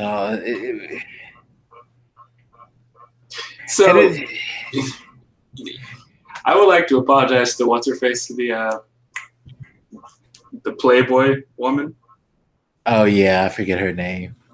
Wow, now I really have to apologize because I just had her name on the tip of my tongue. But I was going to apologize because we're all giving so much attention to Stormy that we're forgetting that there are other women who have a problem with this president who aren't as porn star famous. What is her goddamn name? Yeah, it's funny because I'm looking it up now just so I can see. Karen McDougal. Yes, she had her own stories of grossness. This guy's a fucking freak. We have a porn star and a former Playboy model and numerous other women with issues with this guy, obviously. This guy is out of control. Yeah, this is our president. Our president is... And I know a lot of people, myself included, want to focus on the legal aspect of this issue, which is, at least in the case of Stormy Daniels, the election-based issues as far as possibly using money to get her to shut up and all that stuff, and the threats, the alleged threats there too. But if we could just hop back to the salacious points of it, can we just talk about character-wise that this guy was fucking a porn star right when his kid was being born? Come on, dog. I know we should focus on the legal aspect of this, but just to take a step on the wild side here. This guy's a complete asshole. Like I'm not in the news. I'm not a news anchor or something, so I feel like I can not hold myself up to that standard for just a second and just say that this guy's a complete prick. Yeah. I don't know what Melania must be feeling like. Probably not surprised, but certainly embarrassed. Because Is she embarrassed? I mean, even if she expects this from him, like I said, the difference that comes with him being president and having this level of scrutiny and us talking about him all the time, I can't imagine this type of thing would get that much attention if he wasn't president, and rightfully so. But you hear it a lot on the news, like, what is Melania thinking? How could she marry him? How is she feeling about knowing that this guy was fucking this porn star right when their baby was being born? What is she telling her son? Like, she's not in the public eye as much, so I think she's a little bit spared of that. But I don't think she. I seriously question if she's embarrassed, because I feel like I've always said part of their arrangement had to been like, and you kind of got that sense when they came up with the story last week about how her family, a lot of them after she married Trump, they got like fast tracked into this country using, I forget the name of that act that is a part of like DACA and all that Trump's trying to get rid of, but. Because she was made a citizen through marriage, she was allowed to bring her family over here. And I feel like she was comfortable with that. I'm sure she is, but it was a means to an end. That was still private, right? I mean, there's a difference between having that private arrangement and having it thrown all over the place in the media every day for like 3 months. I don't even remember when this thing broke, but I think she probably privately in her bubble, because she seems to be a pretty private person, unlike a lot of the Trump dynasty out here, she's not really throwing herself into the media's embrace all the time. So she seems to actually value privacy in a way that they don't. And while I'm certain that she, again, privately accepted the way that relationship was, I can imagine that it is annoying that it's probably the biggest story in the country in the last few weeks running. Yeah. It might not. And it's going to continue because you got, like you said, she's suing him. Suing his lawyer, I should say, for defamation. The lawyer is all over the place talking mad shit. So he's definitely not letting this shit die down. He's basically world starring the whole shit by just putting it on blast every chance he can get. I just saw a quote from him today, something about how Trump just sells people a bucket of lies, and it's like, dude, you're still going on TV? Like, come on. I mean, it's one thing for somebody like Trump who I don't know if "loves" is the right word, but he's an attention whore. He loves being talked about. Maybe not negatively, but he loves the attention, to put it simply. It's one thing for somebody like him, but she, by her behavior, she seems not interested at all on being, on these shows. You brought up the idea of her doing that cyberbullying thing. Yeah, she's probably not very interested, but even then, she probably only did that because somebody told her as a first lady, you should do something. But I just get the sense that she wants to have her private little life, however that is. He doesn't want to be bothered with all this shit. She's not the same kind of animal that the rest of the Trump people are. Yeah, and I don't know why she don't just divorce him. It's funny because that was another story that came out yesterday. Someone made a suggestion on CNN that she needs to do what Hillary didn't do, and that is divorce her husband now and don't just sit there and take the Miss Cup or whatever her name is. Yeah, which I don't know if I totally agree with that stance.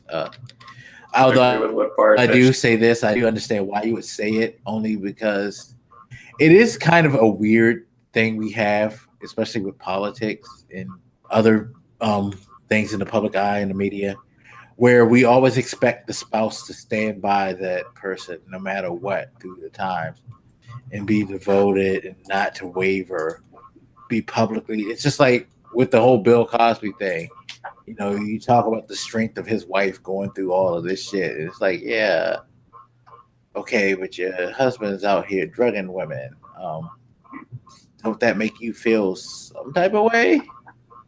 Oh, you know, but we revere these women for standing by in these situations. Like, should we revere them? I guess that idea has never resonated with me because I've never reviewed that. I've always been confused by that. I don't know as far as the Hillary situation. I wasn't old enough to really care that much about it at the time, so I don't feel as strongly as Miss Cup does. But I've never been impressed by somebody standing by a monster because they happen to be married, which I would think is an idea we should be letting go of. I mean, we're far more okay with like divorce happening now. You know, this I don't feel like socially we feel like you have to be stuck with this person that you married because you married them. I feel like the social stance on marriage is loosening up a little bit, or has been for a while. So I don't see any glory in standing by a sideshow freak like Trump or Cosby or whoever. Oh, but that's the problem of certain things. It's just like certain things we still hold that, like politics. Like, for some reason, unique in this manner. Yeah, we feel like you have to stick this out. It's like, do you really have to do this? Like, that's painful. It's wrong that we expect that of someone. Like, I would say that I don't, but I'm going to try to keep a closer eye on that because I hadn't thought about it before. So the fact that I don't have that expectation means that I might not be paying enough attention. No, and I'm not saying you do, and I'm not saying I do, but you get that from a lot of people who. Yeah. No, I mean that's what I mean. The fact that I don't might be blinding me to the fact that this is a problem. Like, because I mean, no, think about the certain things when we go into politics that have never happened. Like, we just finally had a non-white president after centuries of the same. That's a big monumental step. We still have not had a non-Christian president. Never been a non-Christian president. So there's never been a non-male president. There's never been a single president. I was thinking about that. I was like, I'm going to run for president, and I'm just going to do it before getting married. Except you have to be kind of old to run. Well, you need to be like 35, right? Yeah, you only have to be 35. So yeah, I'm gonna do one term, and then I'm gonna get a family because I don't want to drag my family into all this shit. I'm kidding, guys. Yeah, I'm not running for president. But honestly, you would think that the thinking would be, I'm better off being single and being involved in this shit because other people won't have to be affected by this bullshit. You won't be depriving your family of your time. You can focus on presidenting. But yeah, you mentioned not having a person of color and not having a woman so far. I mean, we have only had 45 presidents in this, which, it seems like, I guess my point is it's not like presidents change every 5 minutes. No. And a lot of them do double terms. So, like, you have Bush, Obama, they did 2 terms. That's 16 years combined, right? So it's not like, I'm not saying we should not have had a woman or a person of color already. But I do think that needs to be balanced against the fact that given 4 to 8 years of a president, which is, if you're going 8, that's almost a decade in itself, there's not as many opportunities to do that. True. I like many people, I do feel like we're overdue for a woman president, but I just want to have that balance against, it's not like we change one every day and yet somehow we still haven't had a woman. Yeah. But no, I mean, at the same time, even when we try to, like, when it comes time to, get a new president, it seems like certain things can't happen or get ignored. It's like, you know, who would think to vote for a Jewish president? It feels like it's like this unwritten rule where, well, he's not going to win because he's Jewish type of, you know what I mean? Or it's like, the people who we tend to prop up always fit these, check off these boxes first before we start considering who would be good for president. You know what I mean? Maybe it's just like if Al Franken wouldn't have been a fucking asshole and did what he did, he might have been the first Jewish president.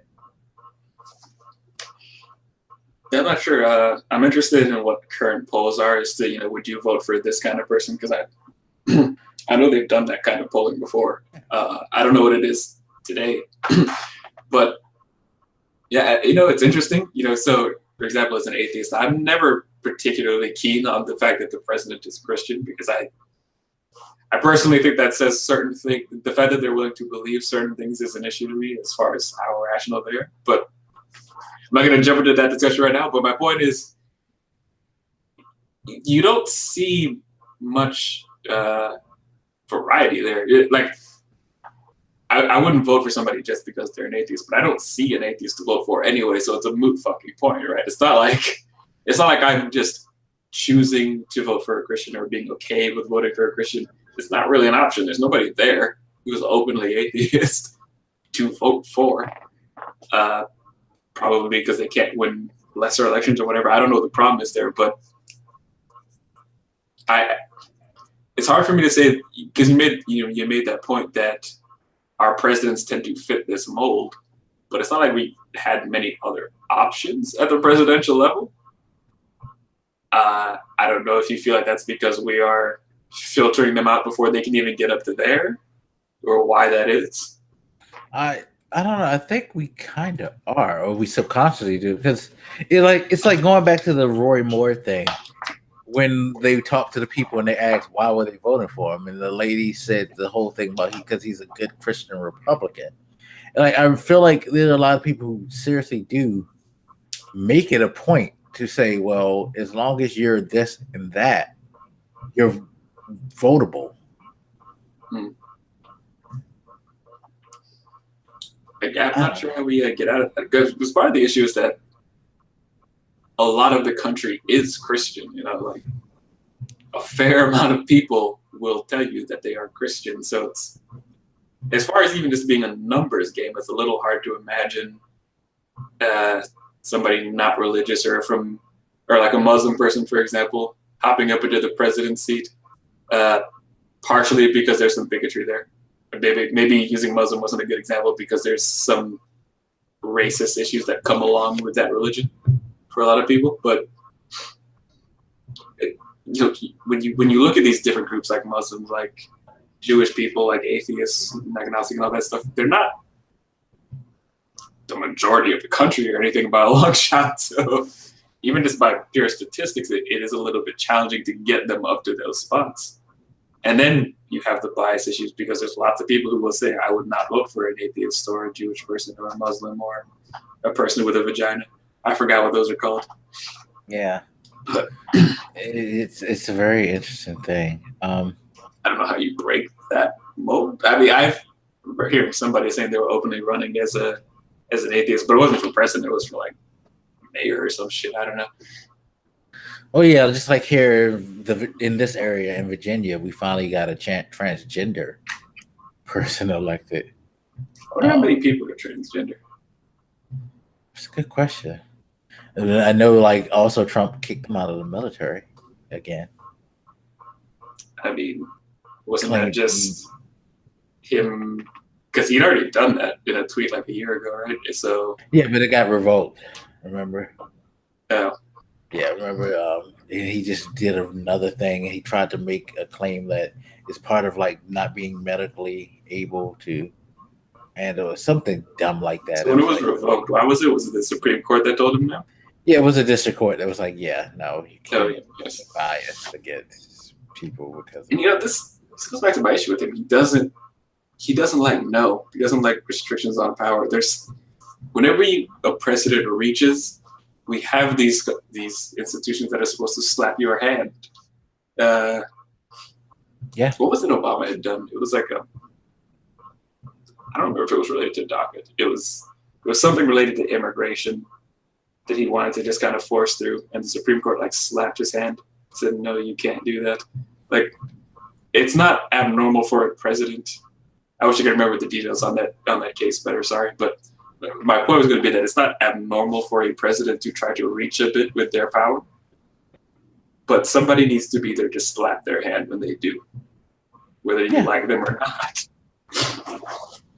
And sometimes we fail. Sometimes we inadvertently expand the powers of a president, but generally speaking, you need institutions that can slap the hand of the president when they reach too far. Yeah, but he doesn't understand. Again, coming from the world that he comes, where he owns his own entity and is able to do whatever the fuck he wants with it, to a degree, because there are laws against businesses and their practices. But for the most part, his checks and balances as a businessman far pale in comparison to the checks and balances of being president of the United States. Yeah. Can't check me, bitch. I'll fire you. What? Exactly. Yeah. Real quick, him congratulating Putin. When he tweeted that shit and he said Obama did it, yo, is this guy 4? Yes. First of all, Obama did it, so you're admitting to doing the same thing as the guy you just said has been fucking up for like a decade. Are you serious? So you're fuck up too, is what you're saying. It's like you're willing to fuck up like the guy that you call a fuck up. And I know his point was that we shouldn't get mad because Obama did it. First of all, people were not happy when Obama did it. Yeah. Generally. I never get why they do that. They always bring up the stuff that Obama did that did not get a positive reaction. It goes back to what I've said before about people who do that stuff. Why are you trying to point the finger at the other person? We know what they did was bad too. How are you defending yourself by saying someone else did something fucked up too? Are you trying to say that it's okay for you to do something fucked up because someone else did something fucked up? Newsflash, no, it isn't. I mean, two separate issues completely. What I'm criticizing you for is completely independent of what they did. But the Obama thing always bothers me because the examples they bring up, when they bring them up, you're like, well, Obama did this. They're always trying to prove that you're like super biased against Trump or, in favor of Democrats or whatever. And so they bring up this stuff like, well, Obama did it. It didn't bother you. Yes, it did. It bothered a lot of people when he did that shit. He got criticized. All that shit that those people bring up, he got criticized for. Maybe not impeached, but all the shit that people bring up was not things that got him major praise. Yeah, and to be fair, we're not trying to impeach him because he talked to Putin. We're trying to impeach him because he's fucking possibly conspiring with these people. Like, my issue with him doing the talking to Putin like that would be, I would think that a smarter man would try to like keep something like that at least on the low, if not avoid doing it. Because, dude, people are looking at you. They're coming for you because they think that you're in bed with this dude. Don't look that good for you to fucking be giving him a congratulatory call. Because, yeah, it's probably a nice thing that you should do as a president. But at the same time, it's going to be taken. Like, where are the people to explain to him in detail as to why he shouldn't put his hand on the stove? So I don't agree it's something you should do as a president. I think when Obama did it, it was wrong too. I mean, this guy is not a president; he's a dictator. We need to not legitimize this shit with him. And for those of you who wonder why congratulating Putin is an issue, aside from the fact that he tried to murder some people in the UK, the elections there are not legitimate. Period. He'll have his opponents imprisoned or killed. It's not fun times over there as far as democracy goes. The idea that Russia is a democracy is purely theoretical. It is not legitimate in any way. So when we have the leader of the free world legitimizing them, it's kind of a problem. That's why it wasn't cool when Obama did it, although, again, different context, but still not the best. But yeah, I don't agree that it's something a president should do. He should be condemning them, especially right now when they're fucking with our elections and killing people in other countries. Yeah. On top of all the, because even fucking with elections, we're not the first. They've been doing this shit for a while with different countries in Europe. They're out of fucking control with that. They have been attacking other people's elections for a while. They just happen to make themselves, you know, they tried it with us and probably got lucky, or not lucky, but did better than they would have expected. But this is not new behavior for them. They've been a problem for a long time. Definitely. But I won't be on the show next week because I'm gonna get killed by Putin. He's not going to kill you. He's going to try to sell you a bunch of Russian slaves or some shit like that, so he can get you in trouble. See, that's the thing. Putin doesn't necessarily always want to kill you. He'll kill certain people, but a lot of people he'd rather put them in a position where he can blackmail them and use them, just like our president. I know you're probably looking at the time because we're gonna have to hop off soon, but I just want to say this. We have a president who in public is known to be fucking porn stars and paying them off for money. You know, like all the stuff that we know he's doing. What could Putin possibly have on this motherfucker that is worse than what he's doing in public? I have to know, because I feel like it's like that scene in. It must be like that scene in Godfather 2 where they set up the senator by killing the prostitute who he just slept with and having her dead body, having him be in court with a dead body in bed with him. And then they were like, "Oh, we see you with a prostitute. Well, we'll help you cover this up if you do this for us." I feel like that's a situation like it's like they have a dead prostitute situation with Trump or something.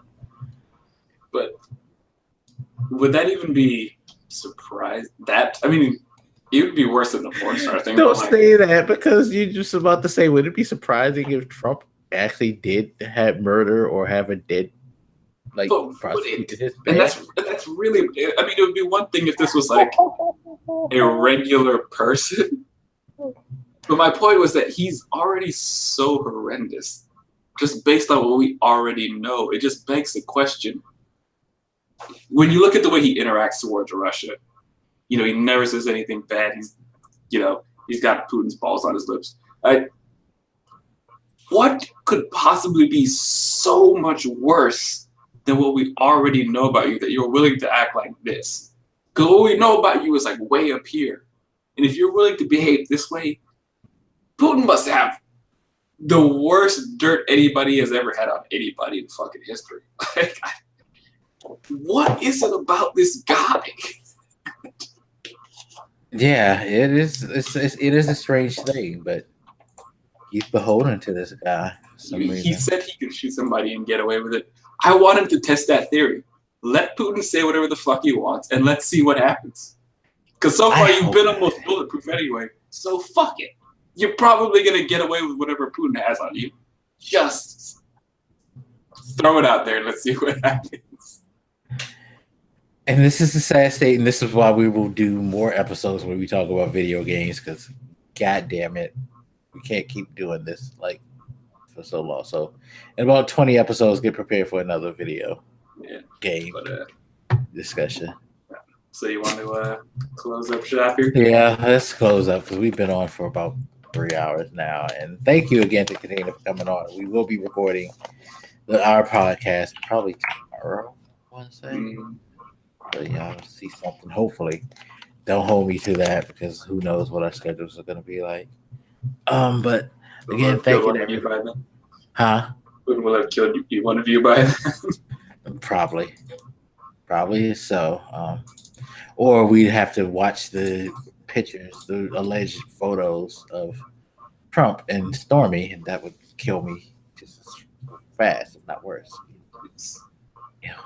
Also, the VA dude is gone. I don't know if we mentioned that, but sorry. Oh yeah, sorry, we didn't mention that he fired the VA dude and replaced him with the doctor who lied and said that he's the model of perfect health.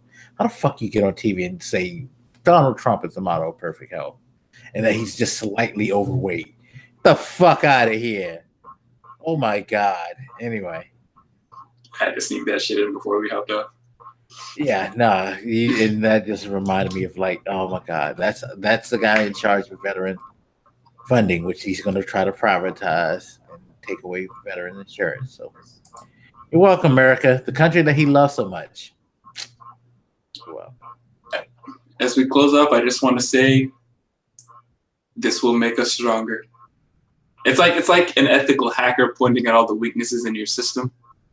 I should have let Katina explain this because this is more her domain, but Trump is pointing out all the weaknesses in our democracy, and we're going to fix them, and then we're going to be great. He's like a virus, and whatever. He's helping us build up our democratic immune system. You know what I'm saying? It's going to be great. We're going to be a super strong democracy, or we're going to die. But mostly the first one. awesome. So that does it for this episode of the Reason Reborn. We're back to our morbid ways. Hope you guys appreciate that. That was pretty positive. Whatever. Fucking doomsayer over here. But yeah, we'll see you next time. I'm going to sleep. I mean, this is depressing. Good night, everybody. Have a good one.